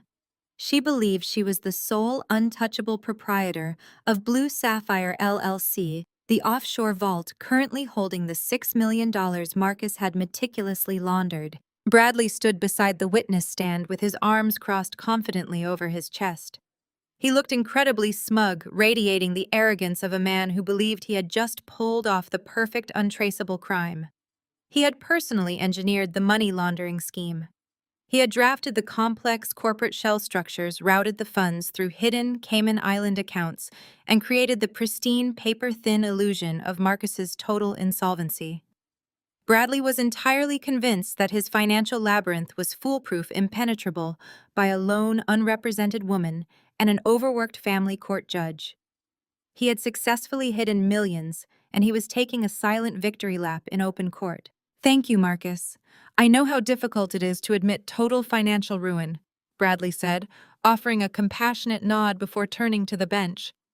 "No further questions, Your Honor." Judge Abernathy made a final notation on her legal pad and then shifted her sharp gaze across the room to where I sat alone. "Ms. Davis." The judge addressed me, her tone neutral but expectant. "As a pro se litigant, you have the right to cross-examine the witness regarding his testimony. Do you wish to question Mr. Davis at this time?" I did not stand up. I did not reach for my notepad. I simply offered the judge a polite, serene smile. "Actually, Your Honor, I will not be conducting the cross-examination," I stated calmly, my voice projecting clearly across the heavy mahogany tables. "I will defer to my legal counsel." Bradley let out a sharp, derisive bark of laughter. He threw his hands up in a theatrical gesture of exasperation. "Your Honor, the respondent has not filed an appearance of counsel. She has been entirely unrepresented throughout this entire proceeding. This is merely another desperate delay tactic from a woman who refuses to accept the facts." Before the judge could respond to Bradley's objection, the heavy oak doors at the back of the courtroom swung open with a resounding thud. The entire gallery turned to look. A man strode down the center aisle, moving with the lethal, predatory grace of a great white shark. He wore a flawless, custom-tailored charcoal suit, his silver hair swept back perfectly, his expression carved from solid granite. This was not a local family court attorney. This was Jonathan Vance, the founding senior partner of Vance, Sterling and Croft, one of the most ruthless and expensive corporate litigation firms on the Eastern Seaboard.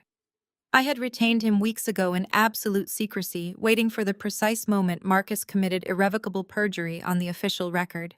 Jonathan bypassed the swinging wooden gate and walked directly to my table, placing his platinum briefcase down beside my portfolio.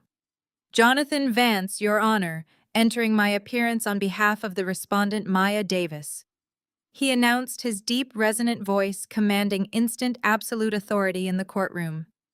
The necessary filing paperwork was electronically submitted to the clerk's office exactly 3 minutes ago. Bradley's smug smile instantly evaporated. The color drained from his face as he stared at the legendary corporate titan standing beside me. He suddenly realized he had brought a butter knife to a nuclear war. Marcus gripped the edges of the witness box, his knuckles turning white, confusion and terror warring in his eyes. "Very well, Mr. Vance," Judge Abernathy said, raising an eyebrow in mild surprise, but accepting the formal entry.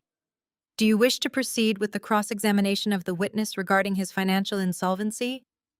Jonathan Vance buttoned his suit jacket and stepped out from behind the table. He did not look at Marcus. He did not look at Bradley. "No, Your Honor," Jonathan stated smoothly, freezing the entire room in shock. "The defense declines to cross-examine Mr. Davis. We have absolutely no questions regarding his fabricated testimony." He reached into his breast pocket and extracted a single crisp sheet of paper. "Instead, Your Honor," Jonathan continued, stepping purposefully toward the judge's bench, "I seek the court's permission to submit a single document into evidence."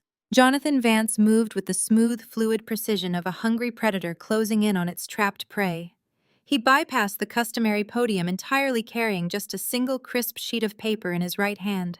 The thick silence in the courtroom amplified the sound of his expensive leather shoes against the marble floor. Bradley sat rigidly at the counsel table, his smugness replaced by a creeping visible unease. He leaned forward, attempting to catch a glimpse of the document, his perfectly manicured fingernails tapping a frantic rhythm against the polished oak surface. Marcus remained in the witness box, completely oblivious to the legal guillotine positioned directly above his neck. In the gallery, the Davis family collective held its breath. Chloe, however, maintained her arrogant posture, crossing her arms and shooting me a glare of pure malice, utterly confident in her offshore fortress. Jonathan handed the document to the bailiff, who promptly carried it up the short flight of stairs and placed it delicately in front of Judge Abernathy. The piece of paper was the official digitally certified Notice of Default and Foreclosure, generated by Vanguard Apex. It represented the absolute transfer of Blue Sapphire, LLC, directly into my name. Judge Abernathy picked up the document. She adjusted her reading glasses, her stern expression set in its usual lines of judicial severity. She began to skim the first few paragraphs. The courtroom remained suspended in absolute silence. I watched the judge's eyes track back and forth across the page. For a long, agonizing moment, nothing happened. Then a remarkable transformation occurred. Judge Abernathy, a woman renowned throughout the district for her icy demeanor and zero tolerance for courtroom theatrics, blinked rapidly. Her rigid posture broke. She lowered the paper, read it a second time, and a sudden sharp sound escaped her lips. It was a laugh. The sound was so incredibly out of place that several people in the gallery gasped. Judge Abernathy quickly brought a hand up to cover her mouth, her shoulders shaking with suppressed amusement. She leaned forward, forgetting the sensitive microphone on her desk. "Oh, this is good," she whispered, her voice carrying clearly through the amplification system and echoing off the paneled walls. Bradley shot out of his chair. His face flushed a deep, panicked crimson. He threw his hands in the air, his voice rising in an undignified squawk. He demanded to know what document had been submitted, claiming ambush tactics and insisting that the defense had a legal right to review any evidence before it was entered into the official record. Jonathan simply stood a few feet away, radiating cold, calculated indifference. He did not acknowledge Bradley's frantic shouting. He waited patiently for the judge to regain her composure, perfectly content to let the opposition twist in the wind. Judge Abernathy cleared her throat loudly, using her gavel to tap the block once to restore absolute order. She straightened her robes, returning to a mask of professional severity, though a highly amused glint remained dancing in her sharp eyes. She looked down at Marcus, who was shifting uncomfortably in the wooden witness chair. The manufactured tears gone, replaced by genuine terror. "Mr. Davis," Judge Abernathy began, her voice ringing out with crystal clarity, "you have sat in my courtroom this morning and sworn under penalty of perjury that you are a ruined man. You testified that the economic downturn destroyed your commercial investments, that your portfolios were entirely wiped out by toxic debt, and that you currently possess nothing but $20,000. You looked me directly in the eye and asked this court to protect you from what you termed your wife's unreasonable financial demands. Marcus swallowed hard, his Adam's apple bobbing nervously against the tight collar of his suit.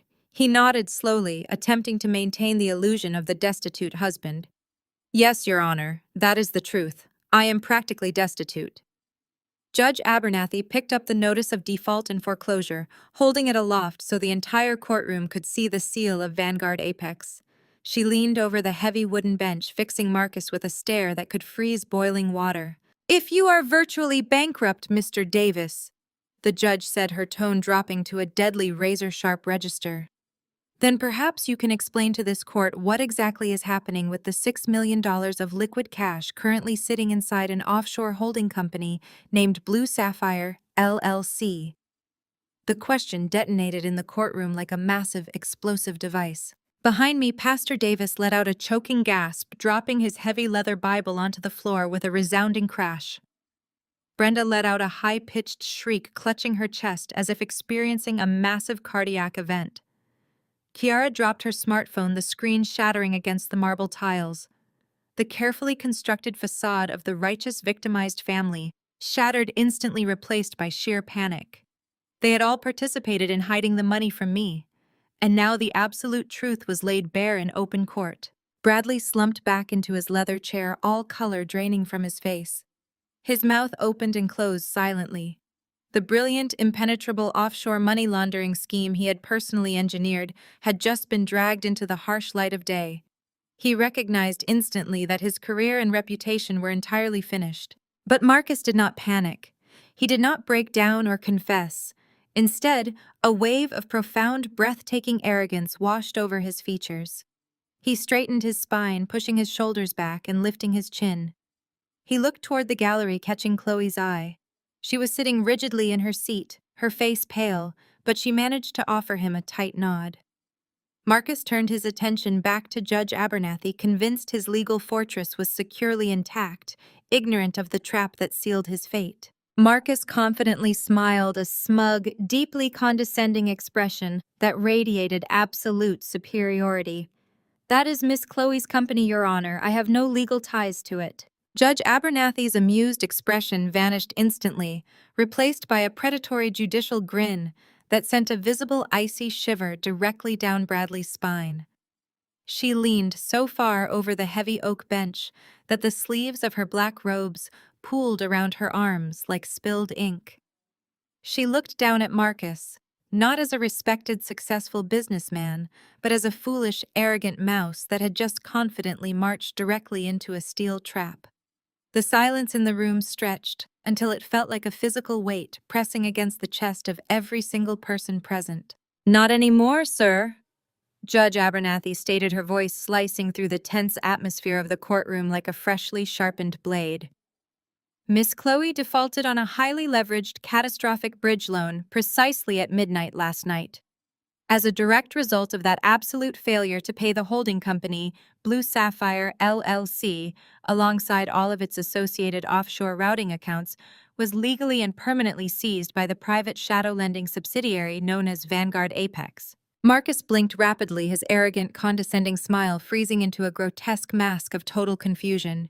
He turned his head slowly, looking back at Bradley for a lifeline that no longer existed.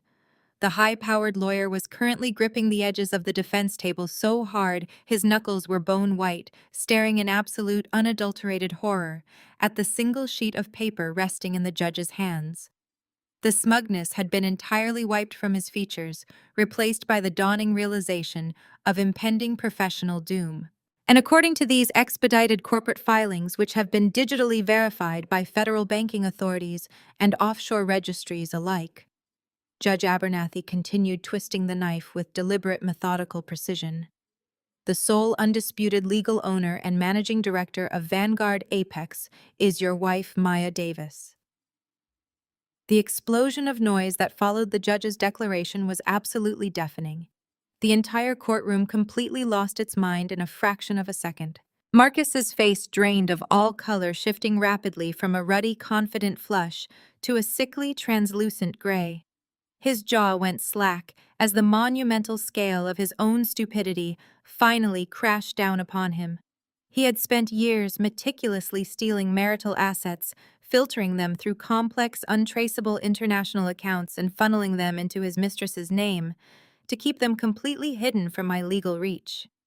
He had orchestrated a flawless financial crime, only to watch me legally absorb the entire $6 million empire using the very trap he had helped construct. From the gallery behind him, a sound erupted that could only be described as a primal, blood-curdling scream of pure, undiluted horror.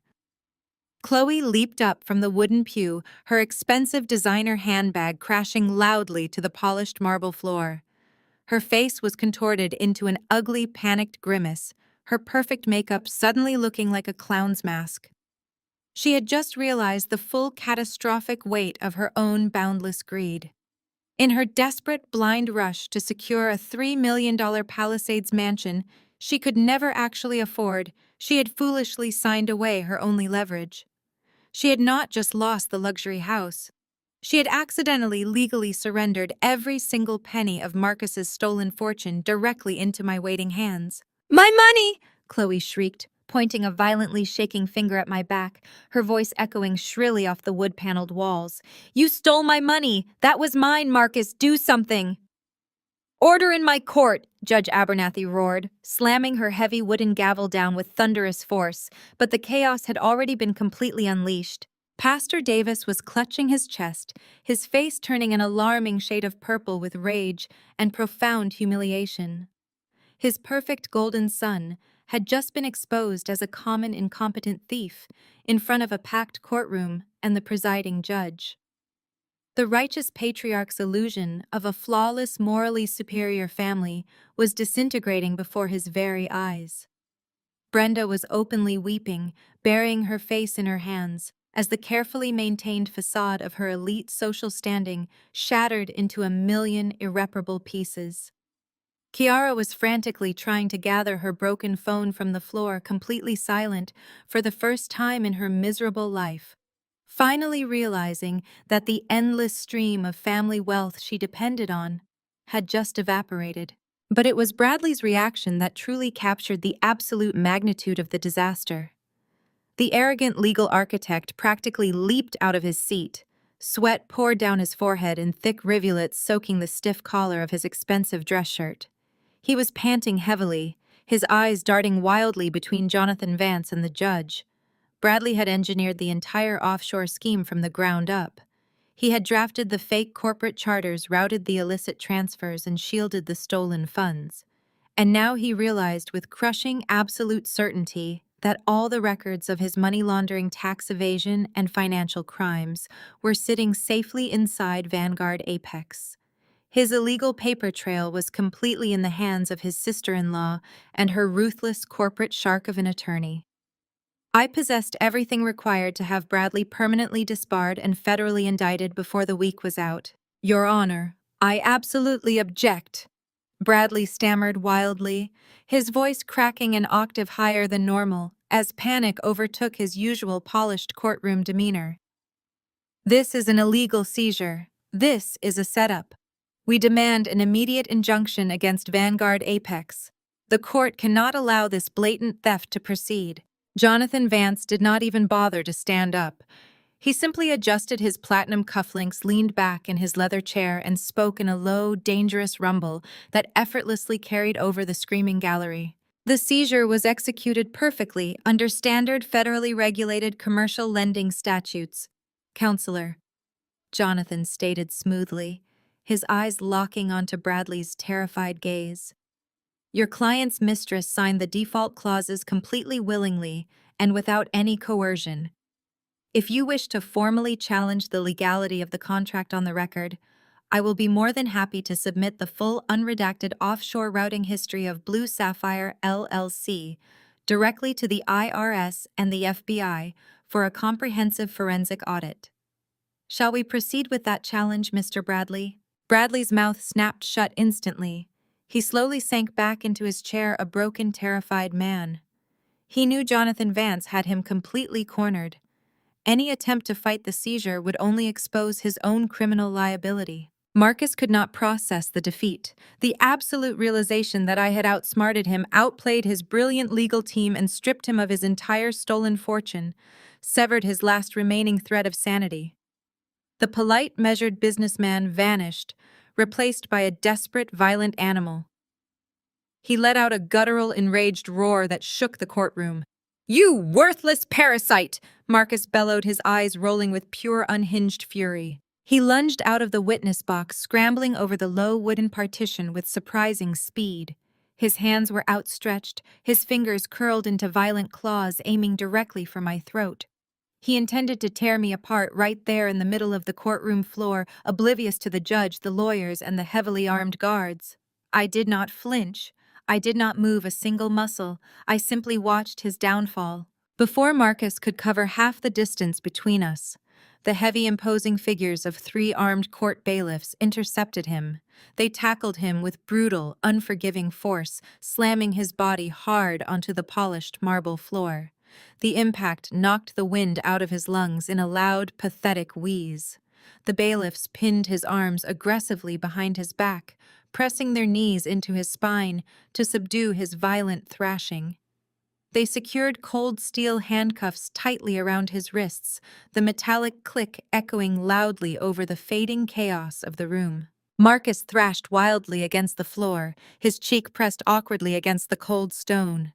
He panted heavily, his pristine suit ruined, glaring up at me with absolute venomous hatred. I stood up slowly, smoothing the front of my tailored navy suit with absolute calm. I walked around the edge of the petitioner's table and stood directly over him. I looked down at the man who had spent years making me feel small, worthless, and utterly disposable. I looked at the man who had stolen my future to fund his illicit, arrogant lifestyle, now lying helpless and ruined at my feet. "Thanks for the $6 million donation to the dropout," I said softly. Judge Abernathy did not miss a beat. She stared down from her elevated bench at the pathetic spectacle unfolding on her courtroom floor. Marcus was writhing against the cold marble, spitting venomous threats through clenched teeth as the armed bailiffs pressed their heavy knees into his spine.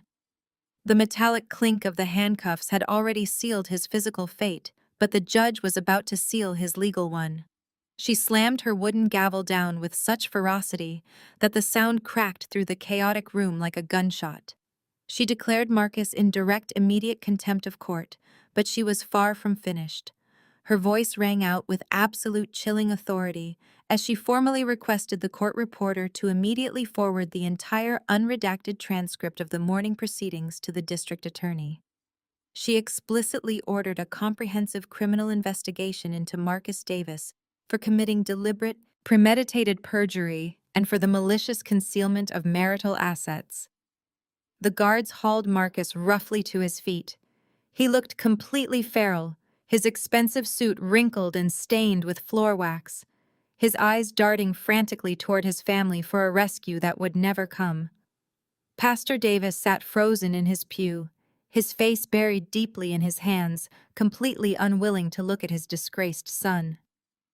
The bailiffs marched Marcus toward the heavy side doors reserved for inmates, dragging him out of the courtroom and directly into a holding cell. The bailiffs hauled Marcus to his feet, ignoring his incoherent sputtering.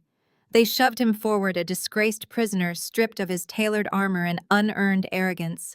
He stumbled toward the heavy oak doors, his head hanging low, flanked by armed guards. I turned away, the heavy air of the courtroom suddenly feeling much lighter. Jonathan Vance offered a rare, approving nod before snapping his briefcase shut. We walked out through the swinging wooden gate, leaving the stunned remnants of the Davis family hyperventilating in the gallery. The marble corridors of the courthouse echoed with the sharp clicks of my heels. For the first time in years, my chest did not feel tight with anxiety. The oppressive shadow Marcus had cast over my life was finally gone, replaced by a radiant, undeniable sense of total victory. I pushed through the revolving glass doors and stepped out into the crisp afternoon air. The blinding sunlight briefly made me squint. A crowd had already begun to gather on the wide concrete steps, drawn by the commotion, and the sudden appearance of federal vehicles earlier in the day. Standing at the bottom of the staircase was Chloe. Her previously flawless designer outfit was rumpled, her hair whipped into a chaotic mess by the wind. She was pacing furiously back and forth, clutching her dead smartphone like a lifeline that had been violently severed. Her manicured nails dug into her palms, her eyes wide with unchecked panic. She had nothing. No mansion, no millions, no high society status. Just the clothes on her back and a looming federal investigation. The heavy steel doors behind me swung open again. Two broad-shouldered officers marched Marcus out into the sunlight. His wrists were secured tightly in heavy metal cuffs resting against the small of his back. The moment Chloe spotted him, something inside her snapped. The polished elite mistress vanished entirely. She transformed into a desperate cornered animal. She sprinted up the concrete steps, ignoring the warnings of the surrounding security personnel. "You absolute idiot!" Chloe screamed, her voice tearing through the quiet courtyard. She stopped inches from Marcus, her face contorted with pure, unadulterated rage. "You swore to me it was protected. You promised me that offshore account was completely untouchable. You made me sign those bridge loan documents, and now I have absolutely nothing." Marcus stopped struggling against the guards. His head snapped up, his eyes burning with a venomous, hateful glare that mirrored her own. He did not offer comfort. He did not apologize. He bared his teeth like a rabid dog. "My life savings are gone because you are a greedy, incompetent fool." Marcus roared back, his voice hoarse and cracking under the strain. "All you had to do was maintain the collateral payments. One simple job. Instead, you defaulted, you panicked, and you handed $6 million directly to my ex-wife. You ruined my life. You gave her the keys to everything." "I gave her nothing," Chloe shrieked, stomping her expensive heel against the stone. "Your brilliant lawyer set up a garbage contract. You used my name to hide your dirty money, and now I am the one facing federal charges. My credit is destroyed. The bank is seizing the Palisades house today. I am going to end up in prison because of your pathetic, fragile ego." The crowd of onlookers pulled out their phones, eagerly recording the spectacular meltdown. The elite, untouchable power couple was currently tearing each other to shreds in the most public, humiliating forum imaginable. They were airing every dirty secret, every financial crime, and every ounce of their mutual disdain for the entire world to witness. "You were nothing before I paid for your lifestyle," Marcus spat, leaning forward as far as the guards would allow. "You are just a cheap gold digger who played herself. You deserve to be living on the street." Chloe let out a feral, ear-piercing shriek. She raised her right hand and brought it across Marcus's face with a resounding, vicious crack. The slap echoed loudly across the courthouse square, leaving a bright red welt across his cheek. Marcus staggered backward, momentarily stunned by the physical blow. The response from law enforcement was instantaneous. 3 court security officers swarmed Chloe before she could lower her hand. They grabbed her arms, twisting them roughly behind her back as she kicked and thrashed against their grip. "Get off me!" Chloe shrieked, her voice dissolving into hysterical sobs.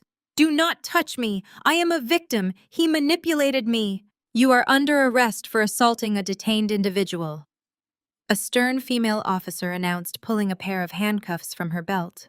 The metallic click sounded like a definitive, inescapable final judgment. They dragged a violently sobbing Chloe toward a waiting patrol car, her designer shoes scraping uselessly against the pavement. Marcus watched her go, a sick, twisted smile of satisfaction briefly crossing his bruised face before the bailiffs forcefully shoved him into the back of a separate transport van. The heavy doors slammed shut, enclosing him in the dark, cramped reality of his new life.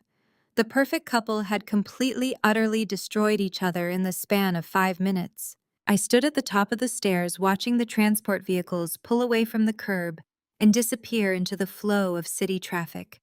A cool breeze swept across the plaza, lifting my hair. I felt Jonathan Vance step up beside me, silently observing the wreckage we had just orchestrated. It was a masterpiece of legal and personal retribution. Before descending the steps, a hesitant shuffling noise caught my attention. I turned to see 2 figures creeping from the shadows of the courthouse pillars. It was my mother and father. They sat in the gallery silently supporting Marcus, expecting to ride his coattails to luxury while watching me get crushed. Now their pale faces were twisted into masks of transparent panic. They knew they backed the wrong horse. "Maya," my mother whimpered. I did not stop walking. Brenda's pathetic whimper hung in the cold air, but I refused to grant her even a single glance over my shoulder. I slid into the back of my waiting town car, instructing my driver to head directly home. The transition from the gritty, desperate chaos of the courthouse plaza to the serene, elevated silence of my expensive penthouse was absolute perfection. I had purchased the sprawling top-floor residence weeks ago using the initial returns from my legitimate corporate investments. Floor-to-ceiling windows offered panoramic views of the city skyline, while imported Italian marble decorated the expansive living spaces.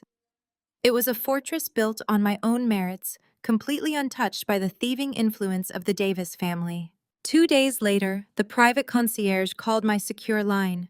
Pastor Davis and Brenda were pacing nervously in the grand lobby, aggressively demanding an audience with me. I could have easily instructed security to turn them away and throw them back to the aggressive media wolves currently circling their megachurch. However, I wanted to look them directly in the eye for this final, ultimate reckoning. I authorized their entry, standing near the center of my living room as I waited. When the private elevator doors parted, they stepped into my foyer looking utterly diminished. The righteous, booming patriarch and the smug, socially obsessed matriarch were entirely gone. In their place stood two terrified, aging frauds who had finally run out of places to hide. Pastor Davis clutched his worn leather Bible against his chest like a physical shield. Brenda's eyes were red and severely swollen, her usually immaculate hair looking flat and unkempt. They took in the breathtaking luxury of my home with wide, envious eyes, recognizing the astronomical scale of my success. "Maya, please." Pastor Davis began, his voice shaking with manufactured emotion as he slowly stepped onto the polished hardwood floor. "We have come to you today seeking Christian grace. We know Marcus committed terrible sins against you, but we are your family. We are bound by sacred ties." Brenda immediately joined the theatrical performance. She dropped heavily to her knees on my plush Persian rug, clasping her hands together in a desperate posture of prayer. Tears spilled down her wrinkled cheeks as she looked up at me. "You have to help us, Maya," Brenda sobbed, her voice echoing shrilly in the vast room. "The federal agents are tearing apart Bradley's firm. The news anchors are dragging our family name through the mud on national television. The church deacons are calling an emergency meeting tonight to discuss stripping Arthur of his pastoral title. We are losing absolutely everything. You have the power to stop this. You have to put family first and show mercy to the people who took you in." I stared down at her kneeling figure, feeling no pity. I walked over to my modern dining table and picked up a thick manila folder. "You did not take me in," I stated coldly, my voice slicing effortlessly through their pathetic weeping. "You used me.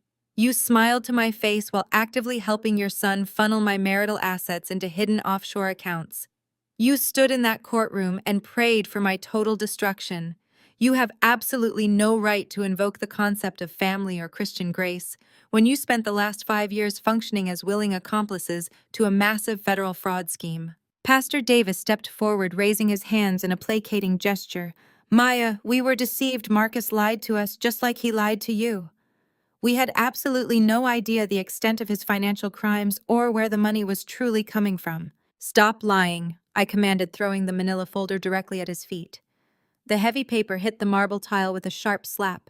"I own Vanguard Apex. I possess every single digital ledger routing number and transaction receipt associated with Blue Sapphire LLC. I know exactly where every stolen dollar went, and I know exactly how you paid for that lavish, sprawling parsonage estate you currently live in."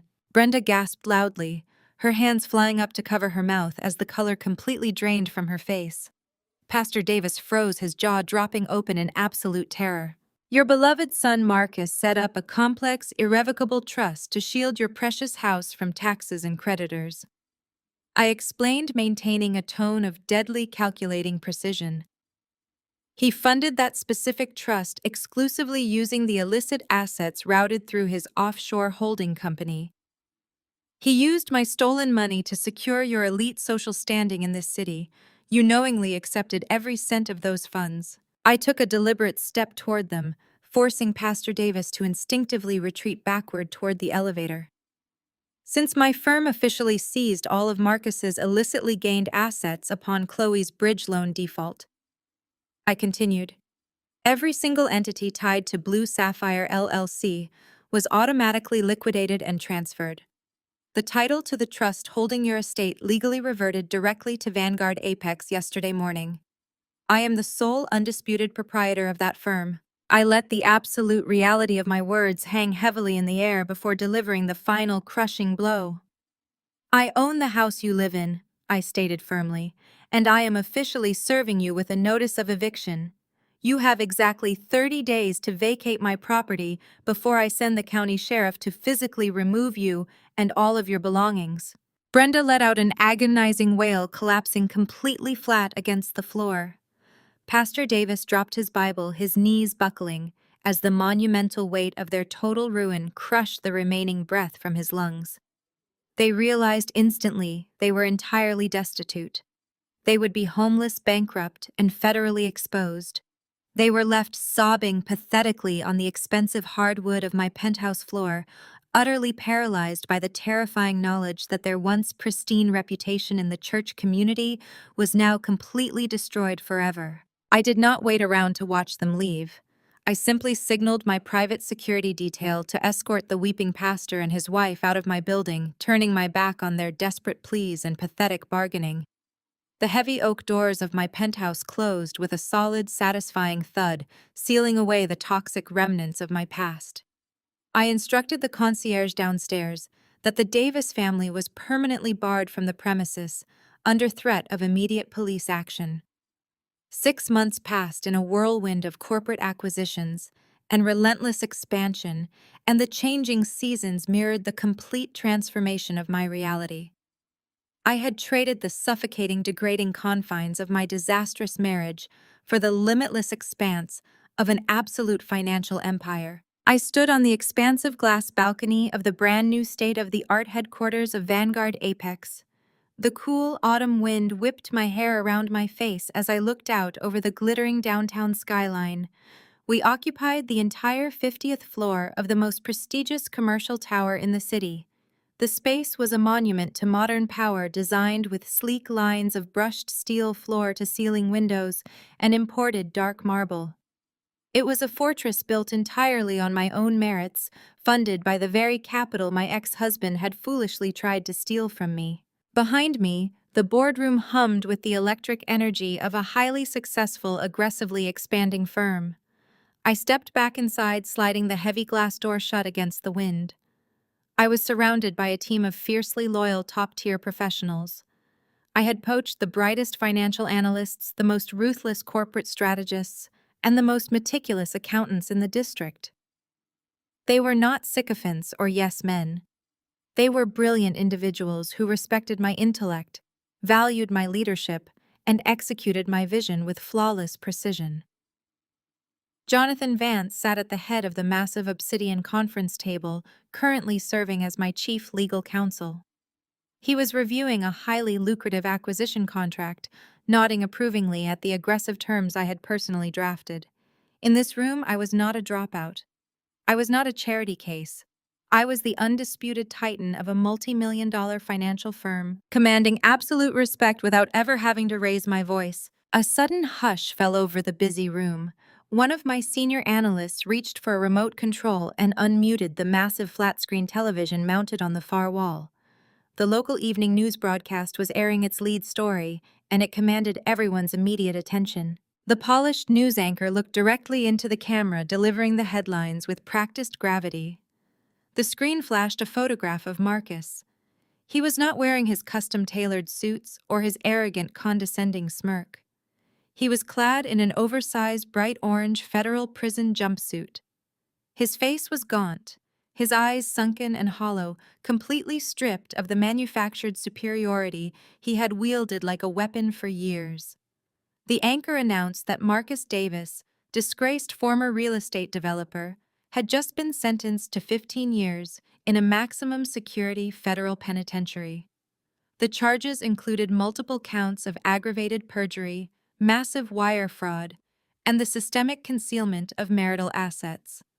The judge had explicitly denied any possibility of early parole. Marcus would spend the next decade and a half locked in a concrete cell, entirely stripped of his wealth, his status, and his freedom. The broadcast swiftly transitioned to the collateral damage of his criminal enterprise. Bradley's face flashed across the screen next. The formerly untouchable corporate attorney had been permanently disbarred in 3 states. He was currently bankrupt, his firm completely dissolved, and he was awaiting his own high-profile federal trial for actively facilitating Marcus's money laundering scheme. Kiara had filed for divorce the moment his bank accounts were frozen, desperately trying to salvage whatever social standing she had left, though she was largely shunned by the elite circles she had once ruthlessly dominated. The most satisfying segment of the broadcast focused on the spectacular, highly publicized collapse of Grace Fellowship. Pastor Davis had been forced to step down in absolute disgrace amidst a massive, uncontainable financial scandal. Once the congregation learned that their hard-earned tithes had subsidized hidden offshore accounts and luxury real estate for the pastor's family, they abandoned the church in droves. The massive sanctuary was currently boarded up, the property sold to commercial developers to pay off a mountain of undisclosed debt. My former in-laws had been evicted from the sprawling parsonage I now owned. They were currently living in a tiny, run-down apartment on the outskirts of the city, their pristine reputation permanently destroyed, completely alienated from the community they had manipulated for decades. And Chloe, the ambitious mistress, who had tried to steal my life, received only a brief, pathetic mention at the end of the segment. She had been left completely destitute when Vanguard Apex seized the offshore accounts. The bank had foreclosed on the Palisades mansion she had proudly flaunted, forcefully evicting her just days after the disastrous court hearing. With her credit ruined and her name associated with a major federal fraud investigation, she was currently working a minimum-wage retail job, her dreams of high society luxury permanently crushed under the immense weight of her own blinding greed and profound stupidity. Jonathan Vance stood up, pulling my attention away from the television screen. He walked over to a crystal decanter and poured 2 glasses of vintage champagne. He handed one flute to me, a rare, genuine smile crossing his usually granite features.